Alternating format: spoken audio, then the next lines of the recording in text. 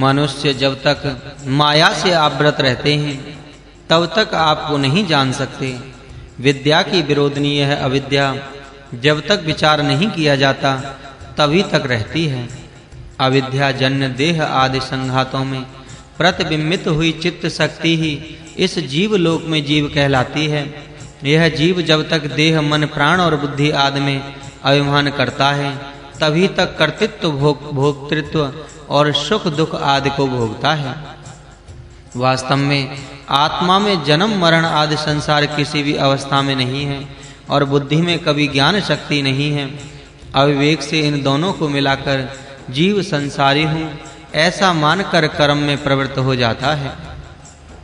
जल और अग्नि का मेल होने से जैसे जल में गर्म और अग्नि में शांत उत्पन्न हो जाती है, उसी प्रकार जड़ बुद्धि का चेतन आत्मा से संयोग होने से उसमें चेतना और चेतन आत्मा का जड़ बुद्धि से संयोग होने से उसमें कर्तृत्व भोक्तृत्व आदि जड़ता प्रकट हो जाती है। हे राम, जब तक मनुष्य आपके चरण कमलों के भक्तों का संग सुख निरंतर अनुभव नहीं करता तब तक संसार के दुख समूह से पार नहीं होता। जब वह भक्त जनों के संग से प्राप्त हुई भक्ति द्वारा आपकी उपासना करता है तब आपकी माया धीरे धीरे चली जाती है और वह क्षीण होने लगती है। फिर उस साधक को अपने ज्ञान से संपन्न सद्गुरु की प्राप्ति होती है। उन सद्गुरुदेव से महावाक्य का बोध पाकर वह आपकी कृपा से मुक्त हो जाता है। अतः आपकी भक्ति से शून्य होकर पुरुषों को 100 करोड़ कल्पों में भी मुक्ति अथवा ब्रह्म ज्ञान प्राप्त होने की संभावना नहीं है और इसीलिए उन्हें वास्तविक सुख मिलने की भी संभावना नहीं है। अतः मैं यही चाहता हूँ कि जन्म जन्मांतर में आपके चरण युगल में मेरी भक्ति हो और मुझे आपके भक्तों का संग मिले, क्योंकि इन्हीं दोनों साधनों से अविद्या का नाश होता है। संसार में आपकी भक्ति में तत्पर और भगवत धर्म रूप अमृत की वर्षा करने वाले भक्तजन संपूर्ण लोकालोक को पवित्र कर देते हैं। फिर वे अपने कुल में उत्पन्न हुए पुरुषों को पवित्र कर देते हैं। इसमें तो कहना ही क्या है। हे जगन्नाथ, आपको नमस्कार है। हे भक्ति भावन, आपको प्रणाम है। हे करुणामय, हे अनंत, आपको प्रणाम है। हे रामचंद्र, आपको बारंबार प्रणाम है। हे देव, मैंने पुण्य लोक प्राप्ति के लिए जो कुछ पुण्य कर्म किए हैं वे सब आपके इस बाण के लक्ष्य हों। हे राम, आपको नमस्कार है। तब करुणामय भगवान श्री रामचंद्र जी ने प्रसन्न होकर कहा, हे ब्रह्मन, मैं प्रसन्न हूँ। तुम्हारे हृदय में जो जो कामनाएं हैं उन सभी को मैं पूर्ण करूँगा, इसमें संदेह न करना। तब श्री परशुराम जी ने प्रसन्न चित्त होकर प्रभु श्री रामचंद्र जी से कहा, हे मधुसूदन राम, यदि आपकी मेरे ऊपर कृपा है तो मुझे सदा आपके भक्तों का संग मिले और आपके चरण कमलों में मेरी सुदृढ़ भक्ति हो तथा कोई भक्तिहीन पुरुष भी यदि इस स्तोत्र का पाठ करे तो उसे सर्वदा आपकी भक्ति मिले और ज्ञान प्राप्त हो तथा अंत में आपकी स्मृति रहे। तदनंतर श्री रघुनाथ जी के ऐसा ही हो, इस प्रकार कहने पर भगवान श्री परशुराम जी ने उनकी परिक्रमा कर उन्हें प्रणाम किया और उनके पूजित हो उनकी आज्ञा से महेंद्र पर्वत पर चले गए। राजा श्री दशरथ जी ने श्री राम को मानो मृत्यु से लौटे हुए समझ अत्यंत हर्ष से बारंबार आलिंगन किया और नेत्रों से आनंद आंसुओं की वर्षा करने लगे। तदनंतर वे सब प्रसन्न चित्त से अपनी अयोध्यापुरी में आए। वहां पहुंचकर श्री राम, श्री लक्ष्मण, श्री भरत और श्री शत्रुघ्न अपनी अपनी पत्नियों के साथ, देवताओं के साथ अपने अपने महलों में चले गए। श्री सीता जी के सहित मेरे प्रभु श्री रामचंद्र जी अपने पिता माताओं का आनंद बढ़ाते हुए इस प्रकार रमण करने लगे जैसे वैकुंठ लोक में भगवान विष्णु श्री लक्ष्मी के साथ विहार करते हैं। इसी समय श्री केकई के भाई श्री भरत जी के मामा यधाजित अब भरत को प्रीति पूर्वक अपने यहाँ ले जाने के लिए आए। शत्रु दमन महाराज श्री दशरथ जी ने भी युधाजित का सत्कार कर उनके स्नेहवश श्री भरत और श्री शत्रुघ्न को उनके साथ भेज दिया। तदुपरांत देवी कौशल्या श्री राम और श्री सीता जी के सहित इस प्रकार सुशोभित हुई जैसे पुलोम सुचि पुत्री सची और इंद्र के सहित देव माता अदिति शोभायमान होती हैं, जिनके गुण गण परम पिता ब्रह्मा आदि सकल लोकपालों में प्रसिद्ध हैं, जिनकी कीर्ति संपूर्ण लोकों में गाई जाती है, जो सारे मनुष्यों के आनंद समूह की मूर्ति हैं, जो नित्य शोभा धाम निर्विकार अनंत वैभव और सदा मायातीत होकर भी माया कार्यों का अनुसरण करते हैं, सदा मनुष्य के समान प्रतीत होते हैं, वे अखिलेश्वर भगवान श्री राम श्री सीता जी के साथ साकेत अयोध्या में धाम में विराजने लगे। श्री अध्यात्म रामायणे उमा महेश्वर संवादे बालकांडे संपूर्ण। जय श्री राम। श्री गणेशाय नमः। श्री अध्यात्म रामायण अयोध्या कांड प्रथम सर्ग। भगवान श्री राम के पास देवर्षि नारद जी का आना। आइए सज्जनों, श्री राम कथा शुरू करें। श्री महादेव जी बोले, हे पार्वती, एक दिन जब सर्वालंकार विभूषित श्री रामचंद्र जी अपने अंतःपुर के आंगन में एक रत्न सिंहासन पर सुखपूर्वक बैठे हुए थे तथा जिस समय नीलोत्पल दल श्याम कौस्तुभ मणि मंडित उन रघुनाथ जी पर श्री सीता जी रत्न दंड युक्त चमर डुला रही थी और वे आदर पूर्वक दिए हुए तांबूल चवरना आदि से आनंदित हो रहे थे, उसी समय उन्हें देखने के लिए देवर्षि नारद जी आकाश से उतरे। शुद्ध स्फटिक मणि के समान स्वच्छ और सरसचंद्र के समान निर्मल दिव्य मूर्ति श्री देवर्षि नारद जी को इस प्रकार अचानक आते देख भगवान श्री राम सहसा उठ खड़े हुए और श्री सीता जी के सहित प्रेम और भक्ति पूर्वक हाथ जोड़कर पृथ्वी पर सिर रखकर उन्हें प्रणाम किया। फिर भगवान श्री राम ने परम प्रीति पूर्वक देवर्षि नारद जी से कहा, हे मुनिश्रेष्ठ, हम जैसे विषयासक्त संसारी मनुष्यों के लिए आपका दर्शन अत्यंत दुर्लभ है। हे मुने, आज अपने पूर्व जन्म कृत पुण्य पुंज के उदय होने से ही मुझे आपका दर्शन हुआ है, क्योंकि हे मुने, पुण्योदय होने पर संसारी पुरुष को भी सत्संग प्राप्त हो जाता है। अतः हे मुनीश्वर, आज आपके दर्शन से ही मैं कृतार्थ हो गया। अब मुझे आपका क्या कार्य करना होगा सो कहिए, उसे मैं इस समय पूर्ण करूं। तब देवर्षि नारद जी ने भक्त वत्सल भगवान श्री राम से कहा, हे राम, आप सामान्य मनुष्यों से इन वाक्यों से मुझे क्यों मोहित कर रहे हो? हे विभो, आपने जो यह कहा है कि मैं संसारी हूँ, सो ठीक ही है, क्योंकि संपूर्ण संसार की जो आदि कारण है वह माया आपकी गृहिणी है। हे प्रभु, आपकी सन्निधि मात्र से ही उस माया से ब्रह्मा आदि सब प्रजाएं उत्पन्न होती हैं।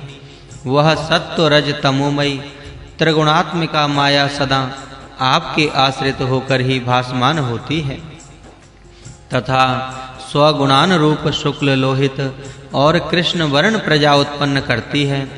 इस त्रलोकी रूप महाग्रह के आप गृहस्थ कहे गए हैं। आप भगवान विष्णु हैं और श्री जानकी जी लक्ष्मी हैं। आप शिव हैं और श्री जानकी जी माँ पार्वती जी हैं। आप ब्रह्मा हैं और श्री जानकी जी सरस्वती हैं तथा आप सूर्य देव हैं और श्री जानकी जी प्रभा हैं। आप चंद्रमा हैं, शुभ लक्षणा श्री सीता जी रोहिणी हैं। आप इंद्र हैं और श्री सीता पुलोम कन्या सची है तथा आप अग्नि हैं और श्री सीता जी स्वाहा हैं। हे प्रभु, आप सबके काल रूप यम हैं और श्री सीता संयमिनी हैं। हे जगन्नाथ, आप नैऋत्य हैं और श्री जानकी जी तामसी हैं। हे राम, आप वरुण हैं और शुभ लक्षणा श्री जानकी जी भृगु कन्या वारुणी हैं। आप वायु हैं तथा श्री सीता जी सदा गति हैं। हे राम, आप कुबेर हैं और श्री सीता जी उनकी सब संपत्ति हैं, तथा आप लोग संहारकारी रुद्र हैं और श्री सीता जी रुद्राणी कहलाती हैं। हे राघव, निसंदेह संसार में जो कुछ पुरुष वाचक है वह सब आप हैं, और स्त्री वाचक सब श्री जानकी जी हैं। अतः हे देव, त्रिलोकी में आप दोनों से अतिरिक्त और कुछ भी नहीं है। आप ही के आभास से प्रकट हुआ ज्ञान अव्याकृत कहलाता है। उससे महतत्व से सूत्रात्मा हिरण्यगर्भ और सूत्रात्मा से सर्वात्मक लिंग देह उत्पन्न होता है। अहंकार, बुद्धि, पंच प्राण और 10 इंद्रियां, इनके समूह को ही प्राज्ञ जन्म, जन्म, मृत्यु और सुख दुख आदि धर्मों वाला संदेह बताते हैं। वह लिंग देहाभिमानी चेतनाभास ही जगत में तन्मय हुआ जीव नाम से विख्यात है। अनिवर्चनीय और अनादि अविद्या ही इस जीव की कारण उपाधि कही जाती है। शुभ चेतना की स्थूल, सूक्ष्म और कारण, ये 3 उपाधियां हैं। इन उपाधियों से युक्त होने से वह जीव कहलाता है, और इससे रहित होने से परमेश्वर कहा जाता है। हे रघुश्रेष्ठ, जागृत, स्वप्न और सुषुप्ति, ये जो 3 प्रकार की सृष्टि है, उससे आप विलक्षण हैं और उसके चेतन मात्र साक्षी हैं। यह संपूर्ण जगत आप ही से उत्पन्न हुआ है, आप ही में स्थित है और आप ही में लीन होता है। इसीलिए आप ही सबके कारण हैं। रज्जु में सर्व भ्रम के समान अपने को जीव मानने से मनुष्य को भय होता है, पर वही जब यह समझ लेता है कि मैं परमात्मा हूँ, तो संपूर्ण भय और दुखों से छूट जाता है। क्योंकि चिन्मात्र ज्योति स्वरूप आप ही सबके शरीर में स्थित होकर उनकी बुद्धियों को प्रकाशित कर रहे हैं। इसलिए आप ही सबके आत्मा हैं। रज्जु में सर्प भ्रम के समान अज्ञान से ही आप में संपूर्ण जगत की कल्पना की जाती है, सो आपका ज्ञान होने से वह सब लीन हो जाती है। सुतराम मनुष्य को सदा ज्ञान का अभ्यास करना चाहिए। आपके चरण कमलों की भक्ति से युक्त पुरुषों को ही क्रमशः ज्ञान की प्राप्ति होती है।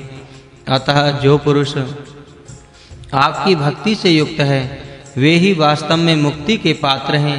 हे प्रभु, मैं आपके भक्तों के भक्त और उनके भी भक्तों का दास हूँ।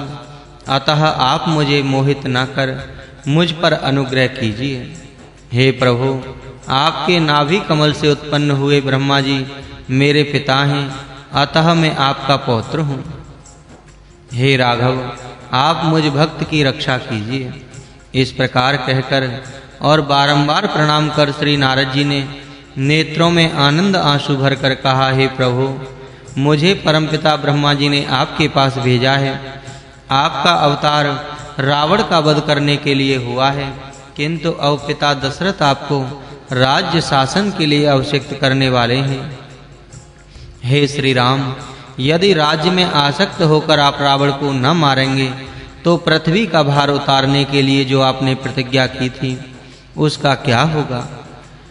अतः हे राजेंद्र, आप इसे सत्य कीजिए, क्योंकि आप सत्य प्रतिज्ञ ही हैं। देवर्षि नारद जी के ये वचन सुनकर श्री ब्रह्मा जी ने मुस्कुराकर कहा, देवर्षि नारद जी, सुनिए, क्या कोई ऐसी बात भी है जिसे मैं न जानता हूँ?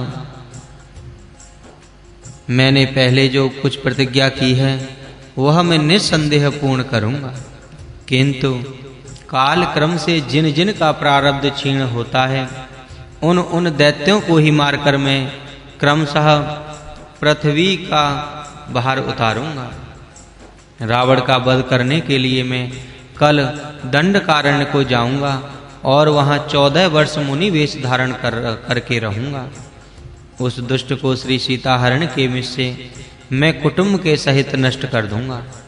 श्री रामचंद्र जी के इस प्रकार प्रतिज्ञा करने पर देवर्षि नारद जी बहुत प्रसन्न हुए। सज्जनों, तदनंतर उन्होंने श्री राम जी की 3 परिक्रमाएं की और उन्हें दंडवत प्रणाम कर उनकी आज्ञा ले आकाश मार्ग से देवलोक को चले गए। जो मनुष्य देवर्षि नारद जी और श्री रामचंद्र जी के इस संवाद को नित्य भक्ति पूर्वक पढ़ता या सुनता या स्मरण करता है, वह वैराग्य पूर्वक क्रमशः देवताओं को अत्यंत दुर्लभ केवल मोक्ष प्राप्त कर लेता है। द्वितीय अध्याय श्री राज्य अभिषेक की तैयारी तथा गुरु वशिष्ठ जी और श्री रघुनाथ जी का संवाद। श्री महादेव जी बोले, एक दिन एकांत में बैठे हुए राजा दशरथ ने अपने कुल पुरोहित श्री वशिष्ठ जी को बुलाकर कहा, हे भगवान, सभी पूर्ववासी वेदार्थ विज्ञ बूढ़े बड़े और मंत्री जन श्री राम और विशेषतः बारंबार प्रशंसा करते हैं। इसलिए हे मुनिश्रेष्ठ, मेरा विचार है कि मैं अपने सर्वगुण संपन्न ज्येष्ठ पुत्र कमल नयन श्री राम को राज्य पद पर अभिषिक्त कर दूं, क्योंकि मैं अब वृद्ध हो गया हूँ। इस समय भरत शत्रुघ्न के साथ अपने मामा के यहाँ मिलने गया है, तथापि मैं कल शीघ्र ही श्री राम का राज्य अभिषेक करना चाहता हूँ। इस विषय में आप भी अपनी सम्मति दे दीजिए। हे मुनिश्रेष्ठ, आप अभिषेक की सामग्री एकत्रित कराइए और श्री रघुनाथ जी के पास जाकर उनको यथोचित सम्मति दीजिए। इस समय नगर में सब ओर रंग बिरंगी झंडियां लगाई जानी चाहिए तथा चित्र विचित्र सुवर्ण और मोतियों के तोरण झालर बांधे जाने चाहिए। उसी समय राजा ने मंत्री श्रेष्ठ सुमंत्र को बुलाकर आज्ञा दी कि मैं कल श्री रघुनाथ जी को युवराज पद पर अभिषिक्त करूंगा। उसके लिए मुनिवर श्री वशिष्ठ जी जो सामग्री बताएं, वह सब एकत्रित की जाए।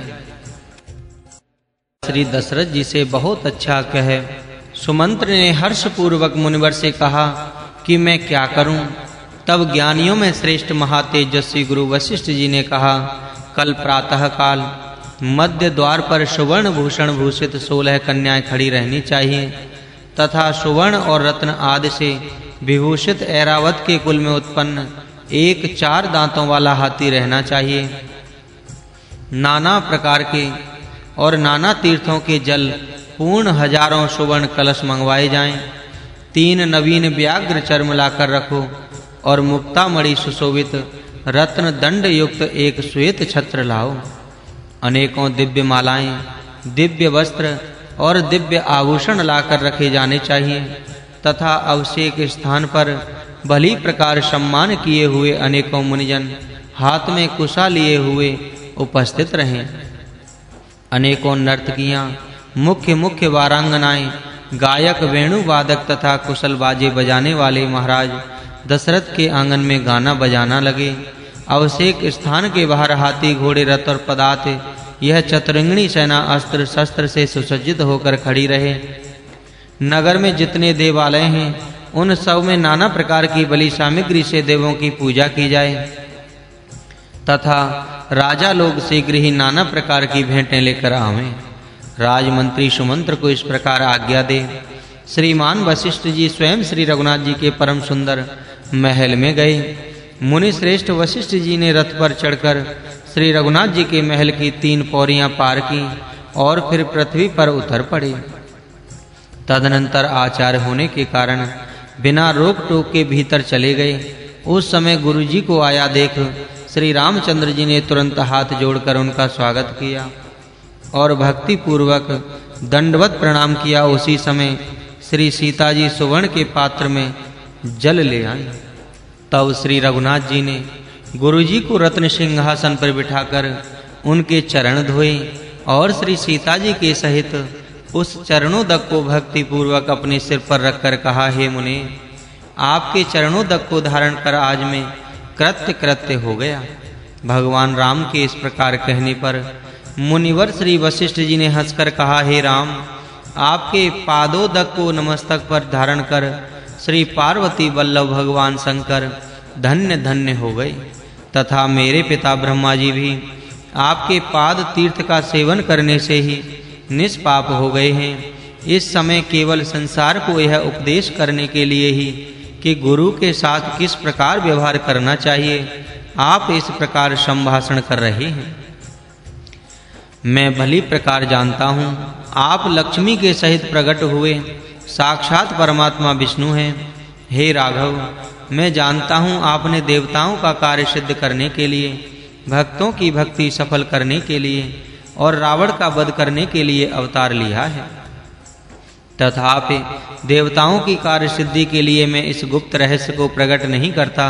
हे रघुनंदन, जिस प्रकार माया के आश्रय से आप सब कार्य करेंगे, उसी प्रकार मैं भी तुम शिष्यों और मैं गुरु हूँ, इस संबंध के अनुकूल व्यवहार करूँगा। किंतु हे देव, वास्तव में तो आप ही गुरुओं के गुरु और पितृगणों के भी पितामह हैं। आप अंतर्यामी जगत व्यवहार के प्रवर्तक और मन वाणी के अवशय हैं और स्वेच्छा से यह शुद्ध सत्वमय शरीर धारण कर इस लोक में अपनी योग माया से मनुष्य के समान प्रतीत होते हैं। मैं यह जानता हूँ कि पुरोहिताई अति अनिंदनीय और दूषित जीविका है, तो भी जब पूर्व काल में परम पिता ब्रह्मा जी के कहने से मुझे यह मालूम हुआ कि इच्छाकु वंश में परमात्मा राम अवतार लेंगे, तब हे राम, आपसे संबंध जोड़ने की इच्छा से आपका आचार्य बनने के लिए इस निंदनीय पद को भी मैंने स्वीकार कर लिया। हे रघुनंदन, आज मेरी इच्छा पूर्ण हो गई। अब यदि आप गुरु ऋण से ऋण होना चाहते हैं तो मुझे यही दीजिए कि आपके अधीन रहने वाली आपकी स्वर्गलोक विहोनी महामाया मुझे मोहित ना करे। हे रघुश्रेष्ठ, इस समय प्रसंगवश मैंने ये सब बातें आपसे कह दी हैं, मैं ऐसा और कहीं भी न कहूँगा। हे राघव, महाराज दशरथ ने इस बात की सूचना देने के लिए कि कल वे आपको राजपद पर अभिषिक्त करेंगे, मुझे आपके पास भेजा है।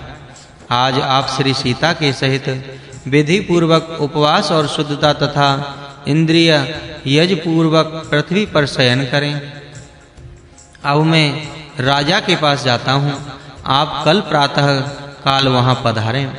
ऐसा कह राज पुरोहित वशिष्ठ जी रथ पर चढ़कर तुरंत ही चले गए। तब श्री रामचंद्र जी ने श्री लक्ष्मण जी की ओर देखकर हंसते हुए कहा, हे सुमित्रानंदन, कल मेरा युवराज पद पर अभिषेक होगा, सो मैं तो केवल निमित्त मात्र ही होऊंगा, उसके कर्ता भोक्ता तो तुम ही होंगे, क्योंकि मेरे बाह्य प्राण को तो तुम ही हो। इसमें कोई विशेष सोच विचार की आवश्यकता नहीं है। तदनंतर श्री वशिष्ठ जी जैसा कह गए थे, श्री रघुनाथ जी ने वैसा ही किया। इधर गुरु वशिष्ठ जी ने भी राजा दशरथ के पास जाकर जो कुछ किया था सो सब सुना दिया। जिस समय महाराज दशरथ वशिष्ठ जी से श्री रामचंद्र जी के अभिषेक के विषय में कह रहे थे, उसी समय किसी पुरुष ने यह समाचार सुनकर संपूर्ण नगर में सुना दिया और श्री राम माता कौशल्या तथा सुमित्रा को भी यह सूचना दे दी। उन दोनों ने तुरंत ही अति हर्षपूर्वक उसे एक अत्युत्तम हार दिया। तदुपरांत पुत्र वत्सला माँ कौशल्या ने श्री रामचंद्र जी की इष्ट सिद्धि के लिए श्री लक्ष्मी देवी का पूजन किया।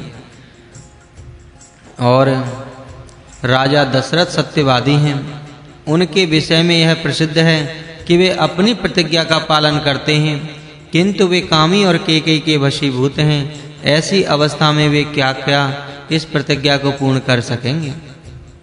इस प्रकार की चिंता से व्याकुल होकर वह दुर्गा देवी का पूजन करने लगी। इस समय देवताओं ने श्री सरस्वती देवी से आग्रह किया कि हे देवी, तुम यत्न पूर्वक भूलोक में श्री अयोध्यापुरी में जाओ और वहां परम पिता ब्रह्मा जी की आज्ञा से श्री रामचंद्र जी के राज्य अभिषेक में विघ्न उपस्थित करने के लिए यत्न करो। प्रथम तो तुम मंथरा में प्रवेश करना और फिर केकई में। हे शुभे, इस प्रकार विघ्न उपस्थित हो जाने पर तुम फिर स्वर्ग लोक को लौटाना। इस पर माँ सरस्वती ने बहुत अच्छा कहकर वैसा ही किया और प्रथम मंत्रा में प्रवेश किया। तब 3 स्थान में टेढ़ी वह कुबड़ी मंत्रा महल की अट्टालिका पर चढ़ी और उसने देखा कि नगर सब ओर से सजाया गया है। उसमें नाना प्रकार की वंदनवारें बंधी हुई हैं, चित्र विचित्र पताकाएं सुशोभित हो रही हैं और सब ओर उत्सव हो रहे हैं। यह देखकर वह अत्यंत विस्मिता हो नीचे उतर आई और धाय से पूछा, मैया, आज नगर क्यों सजाया गया है? और महारानी कौशल्या ने भी नाना प्रकार से उत्सव मनाती हुई अत्यंत हर्षपूर्वक उत्तम ब्राह्मणों को विविध वस्त्राभूषण क्यों दे रही हैं? तब धाय ने उससे कहा, कल श्री रामचंद्र जी का राज्य अभिषेक होगा, इसीलिए आज सब ओर से नगर सजाया गया है। यह सुनते ही उसने तुरंत ही केकई के पास जाकर कहा, विशालाक्षी केकई उस समय एकांत में पलंग पर बैठी थी। उससे मंथरा बोली, अय अभागनी मूढ़े, कैसे सो रही हो? तुम्हारे लिए बड़ा भारी संकट उपस्थित हुआ है। हे मतवाली चाल वाली, तुम्हें अपनी सुंदरता का बड़ा घमंड है, इसीलिए तुम्हें किसी बात का पता नहीं रहता। देखो, महाराज की कृपा से कल राम का राज्य अभिषेक होने वाला है। यह सुनकर प्रियवादिनी केकई सहसा उठ खड़ी हुई और उसे अति दिव्य रत्न जटित सुवर्ण नूपुर देकर कहा, अरे यह तो बड़े आनंद की बात है। इससे तू संकट उपस्थित हुआ कैसे बतलाती है? राम तो भरत की अपेक्षा मेरा अधिक प्रिय करने वाला और मधुरभाषी है। वह तो श्री कौशल्या तथा मुझे समान भाव से देखता हुआ सदा ही मेरी सेवा किया करता है। अरे मूर्खे, तू यह तो बता कि तुझे श्री राम से क्या भय उपस्थित हुआ है? यह सुनकर बिना कारण बैर करने वाली मंथरा विषाद करने लगी और बोली, देवी मेरी बात सुनो, वास्तव में तुम्हारे लिए बड़ा संकट उपस्थित हुआ है। राजा तुम्हें संतुष्ट करने के लिए ही सदा चिकनी चुपड़ी बातें बना दिया करते हैं। वे बड़े कामी और मिथ्यावादी हैं। तुम्हें इस प्रकार केवल बातों से ही कहलाकर बहलाकर श्री राम की माता का ही पूरा पूरा कार्य किया करते हैं।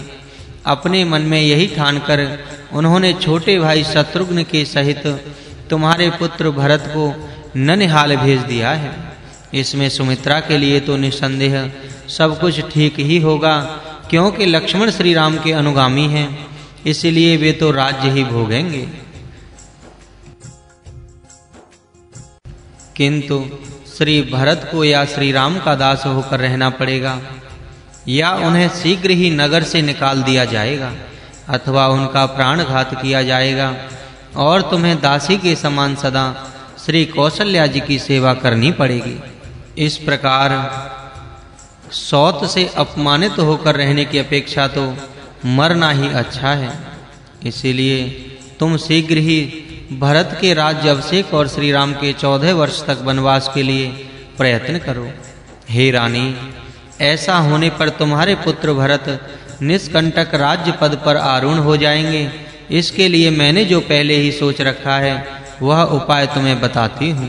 पूर्व काल में देवासुर संग्राम के समय स्वयं देवराज इंद्र ने धनुर्धर महारथी राजा दशरथ से सहायता के लिए प्रार्थना की थी। हे सुमुखी, उस समय सेना के सहित वे तुम्हें साथ लेकर वहां गए थे। जिस समय धनुर्धर महाराज दशरथ राक्षसों से युद्ध करने में निमग्न थे, उस समय उनके बिना आन जाने रथ की धुरी की कील टूटकर गिर गई। तब अत्यंत धैर्यपूर्वक तुमने अपना हाथ उस कील के छिद्र में लगा दिया और हे कृष्णाक्षी, पति की प्राण रक्षा के लिए तुम बहुत देर तक इसी स्थिति में रही। तदनंतर समस्त दैत्यों को मार चुकने पर शत्रु दमन महाराज दशरथ ने तुम्हें देखा। तुम्हें ऐसी स्थिति में देखकर उन्हें अति आश्चर्य हुआ और अति प्रसन्नता से तुम्हें गले लगाकर वे बोले, मैं तुम्हें वर देना चाहता हूँ, तुम्हें जो इच्छा हो सो मांग लो। इस समय तुम 2 वर मांग सकती हो। राजा के इस प्रकार कहने पर तुमने कहा, राजन, यदि आप प्रसन्नता पूर्वक मुझे वर देना चाहते हो तो हे अनग, मेरी यह धरोहर बहुत समय तक आप ही रखिए। जिस समय इनका अवसर आवेगा उस समय आपसे ये दोनों वर मैं मांग लूंगी। तब राजा ने बहुत अच्छा कहकर तुमसे कहा, हे सुब्रते, अब घर चलो। महारानी जी, यह संपूर्ण वृतांत पहले तुम ही से मैंने सुना था। इस समय मुझे यह स्मरण हो आया है। अतः हे भामिनी, अब तुम शीघ्र ही रोष पूर्वक कोप भवन में जाओ और अपने समस्त आभूषण उतारकर इधर उधर बखेर दो, तथा जब तक सत्य प्रतिज्ञा पूर्वक राजा तुम्हारा अविष्ट कार्य करने को तत्पर ना हो, तब तक चुपचाप पृथ्वी पर पड़े रहो। त्रिवक्रा मंथरा की ये बातें सुनकर दुष्संगवश बुद्धि भ्रष्ट हो जाने के कारण दुष्टा केकई ने उस समय उसका कथन सर्वथा ठीक मान लिया और उससे कहा, तुझ में ऐसी बुद्धि कहाँ से आ गई? अरे बाकी सुंदरी, मैं तुझे इतनी बुद्धिमती नहीं जानती थी। यदि मेरा प्रिय पुत्र भरत राजा हो गया तो मैं तुझे 100 गांव दूंगी। तू तो मुझे प्राणों के समान प्यारी है। ऐसा कहकर श्री कैकेयी ने रोषपूर्वक कूप भवन में प्रवेश किया और अपने सब आभूषण उतारकर इधर-उधर बखेर दिए तथा मैले कुचेले वस्त्र पहनकर अति मलिन दशा में पृथ्वी में पड़कर बोली, अरे कुब्जे सुन, जब तक राम वन को न जाएंगे प्राण भले ही छूट जाएं, मैं इसी प्रकार पड़ी रहूंगी। तब कुब्जा यह समझा कर कि हे कल्याणी, तुम निसंदेह ऐसा ही करना, इससे अवश्य तुम्हारा कल्याण होगा। अपने घर चली गई और कैकेयी ने भी वैसा ही किया। सच है, कोई पुरुष अत्यंत धैर्यवान, दयालु, सद्गुणी, सदाचारी, नीतिज्ञ, कर्तव्यनिष्ठ और गुरु का भक्त अथवा विद्या विवेक संपन्न भी क्यों ना हो, यदि निरंतर अत्यंत पाप बुद्धि दुष्ट पुरुषों का संग करेगा तो अवश्य ही क्रमशः उन्हीं की बुद्धि से प्रभावित होकर उन्हीं के समान हो जाएगा। इसीलिए सदा ही दुष्ट पुरुषों का संग छोड़ना चाहिए, क्योंकि दुसंग से पुरुष इस राजकन्या कैकेयी के समान ही पुरुषार्थ चित हो जाता है। श्री अध्यात्म रामायणे उमा महेश्वर संवादे अयोध्या कांडे संपूर्ण। तृतीय अध्याय श्री राजा दशरथ का कैकेयी को वर देना। श्री महादेव जी बोले, तदनंतर महाराज श्री दशरथ जी ने श्री रामचंद्र जी के अभ्युदय के लिए प्रजा वर्ग और मंत्रियों को मांगलिक कार्यों के लिए आज्ञा देकर आनंद पूर्वक अपने रनिवास में प्रवेश किया। वहां अपनी प्रिया कैकेयी को न देखकर वे अत्यंत विह्वल होकर मन ही मन कहने लगे, क्या कारण है जो पहले अपने महल में घुसते ही सदा हंसती हुई मेरे सामने आती थी, वह सुमुखी आज दिखाई ही नहीं दे रही है। अपने चित्त में अत्यंत दुख मानकर इसी प्रकार सोचते सोचते उन्होंने दासियों से पूछा, आज तुम्हारी शुभ लक्षणा स्वामिनी कहाँ है? वह प्रिय दर्शना प्रिया आज पूर्ववत मेरे सामने क्यों नहीं आती? दासियों ने कहा, हे देव, कारण तो मालूम नहीं, किंतु आज वे कोप भवन में गई हुई हैं। आप स्वयं ही वहां जाकर सब हाल जान लीजिए। दासियों के इस प्रकार कहने पर राजा भयभीत होकर उसके पास गए और वहां बैठकर उसके शरीर पर धीरे-धीरे हाथ फेरते हुए बोले, आए भीरू, आज पलंग आदि को छोड़कर इस प्रकार पृथ्वी पर क्यों पड़ी हो? तुम हमसे कुछ बोलती नहीं हो, इसमें हमें बड़ा खेद हो रहा है। समस्त आभूषण छोड़कर तुम मलिन वस्त्र पहने हुए पृथ्वी पर क्यों पड़ी हो? तुम्हारी जो इच्छा हो सो कहो, मैं सब पूर्ण करूंगा। तुम्हारा अनिष्ट करने वाला कौन है? वह स्त्री हो या पुरुष अवश्य मेरे दंड का पात्र होगा। यही नहीं, उसका वध भी किया जा सकता है। हे देवी, जिस प्रकार तुम्हारी प्रसन्नता हो वह मुझसे अवश्य कहो। वह कार्य अत्यंत दुर्लभ होने पर भी मैं इसी समय एक क्षण में ही पूरा कर दूंगा। तुम मेरे हृदय को जानती ही हो, मैं तुम्हारा अत्यंत प्रिय और तुम्हारे वशीभूत हूँ, फिर भी तुम मुझे खिन्न करती हो। तुम्हारा यह पश्चिम और परिश्रम व्यर्थ है। बताओ, तुम्हारा प्रिय करने वाले किस कंगाल को मैं धनी कर दूं, अथवा तुम्हारे अप्रियकारी किस धनपति को धन से विहीन कर दूं? बताओ, किस अवध्य को मार डालूं और किस वध्य को छोड़ दूं? हे प्रिय, इस विषय में और अधिक क्या कहूं? मैं तुम्हें अपने प्राण भी दे सकता हूं। कमल नयन राम मुझे प्राणों से भी अधिक प्रिय हैं। मैं उन्हीं की शपथ करके कहता हूं कि तुम्हें जो कुछ प्रिय हो मैं वही करूंगा। महाराज श्री दशरथ जी के राम की सौगंध खाकर इस प्रकार कहने पर कैकेयी ने धीरे-धीरे अपने आंसू पोंछकर राजा से कहा, हे राजन, यदि आप सत्य प्रतिज्ञ हैं और शपथ भी करते हैं तो शीघ्र ही मैं जो कुछ मांगूं उसे सफल कर देना चाहिए। पूर्व काल में देवासुर संग्राम में मैंने आपकी रक्षा की थी। उस समय प्रसन्न चित्त होकर आपने मुझे 2 वर देने को कहा था।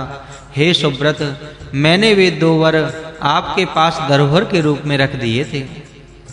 अब उनमें से एक वर से तो तुरंत ही मेरे प्रिय पुत्र भरत को इस एकत्रित हुई सामग्री से युवराज पद पर अभिषिक्त कीजिए, और दूसरे तुरंत ही रामदंडक वन को चले जाएं वह श्रीमान राम को जटावल्कल आदि धारण कर कंद मूल फल खाते हुए मुनि वेश से 14 वर्ष तक रहना चाहिए। उसके पश्चात अपनी इच्छा से चाहे वे अयोध्या में लौट आवें अथवा वन ही में रहे, किंतु कमल नयन श्री राम कल सवेरे ही अवश्य वन को चले जाएं। यदि इसमें कुछ देरी होगी तो आपके सामने ही मैं अपने प्राणों को छोड़ दूंगी। आप अपनी प्रतिज्ञा सत्य कीजिए, मेरा प्रिय कार्य बस यही है। कैकेयी के ऐसा रोमांचकारी कठोर वचन सुनकर महाराज दशरथ वज्राहत पर्वत के समान गिर पड़े। तत्पश्चात धीरे धीरे नेत्र खोलकर अति भय पूर्वक आंसू पहुँचे और मन ही मन कहने लगे, मैंने यह कोई दुष्स्वप्न देखा है या मेरे चित्त को भ्रम हो गया है।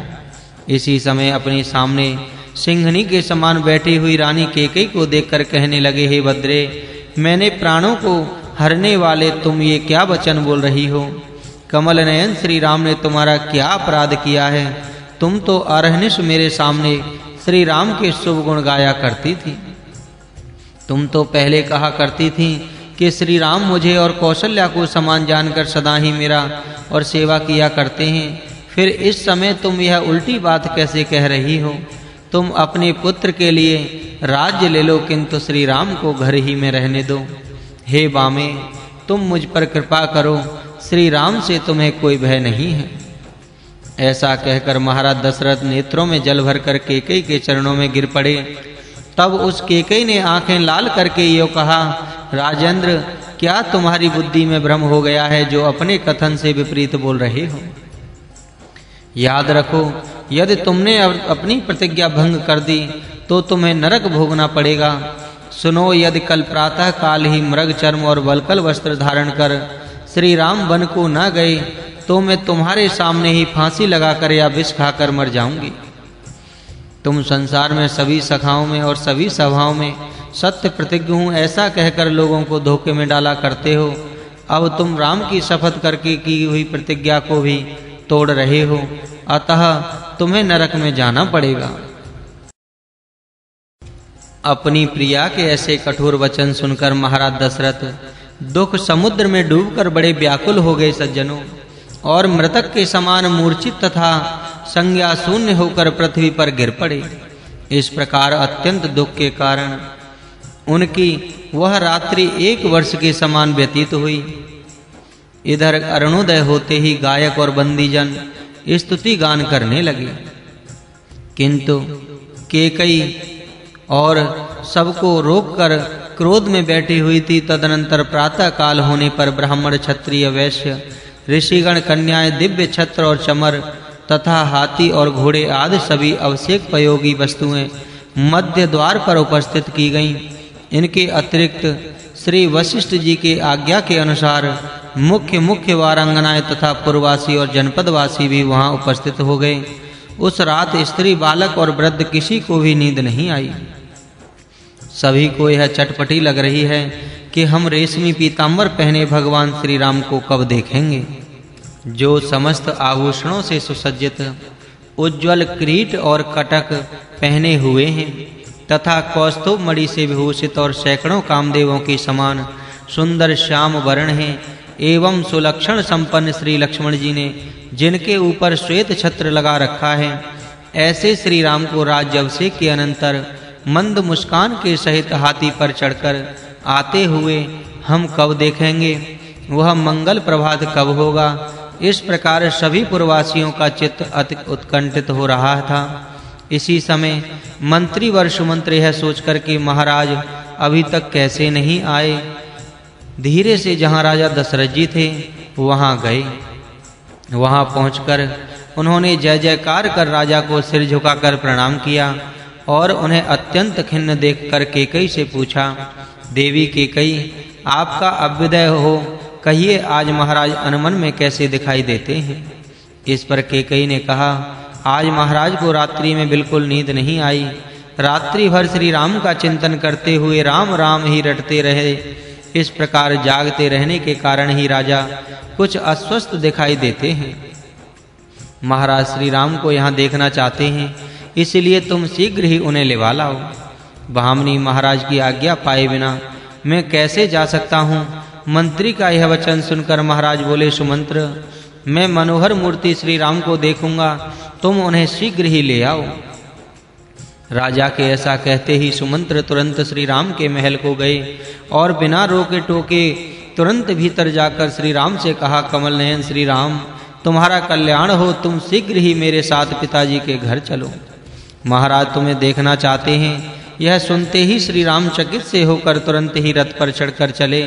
सारथी और लक्ष्मण के सहित भगवान श्री राम ने मध्य द्वार पर विराजमान वशिष्ठ आदि गुरुजनों का केवल दर्शन मात्र से ही सत्कार कर जल्दी से पिताजी के पास पहुँच उनके चरणों में प्रणाम किया। उस समय श्री राम को गले लगाने के लिए ज्यों ही उठकर महाराज दशरथ ने आवेग के साथ हाथ बढ़ाए कि बीच ही में दुख पूर्वक हा राम कहते हुए गिर पड़े।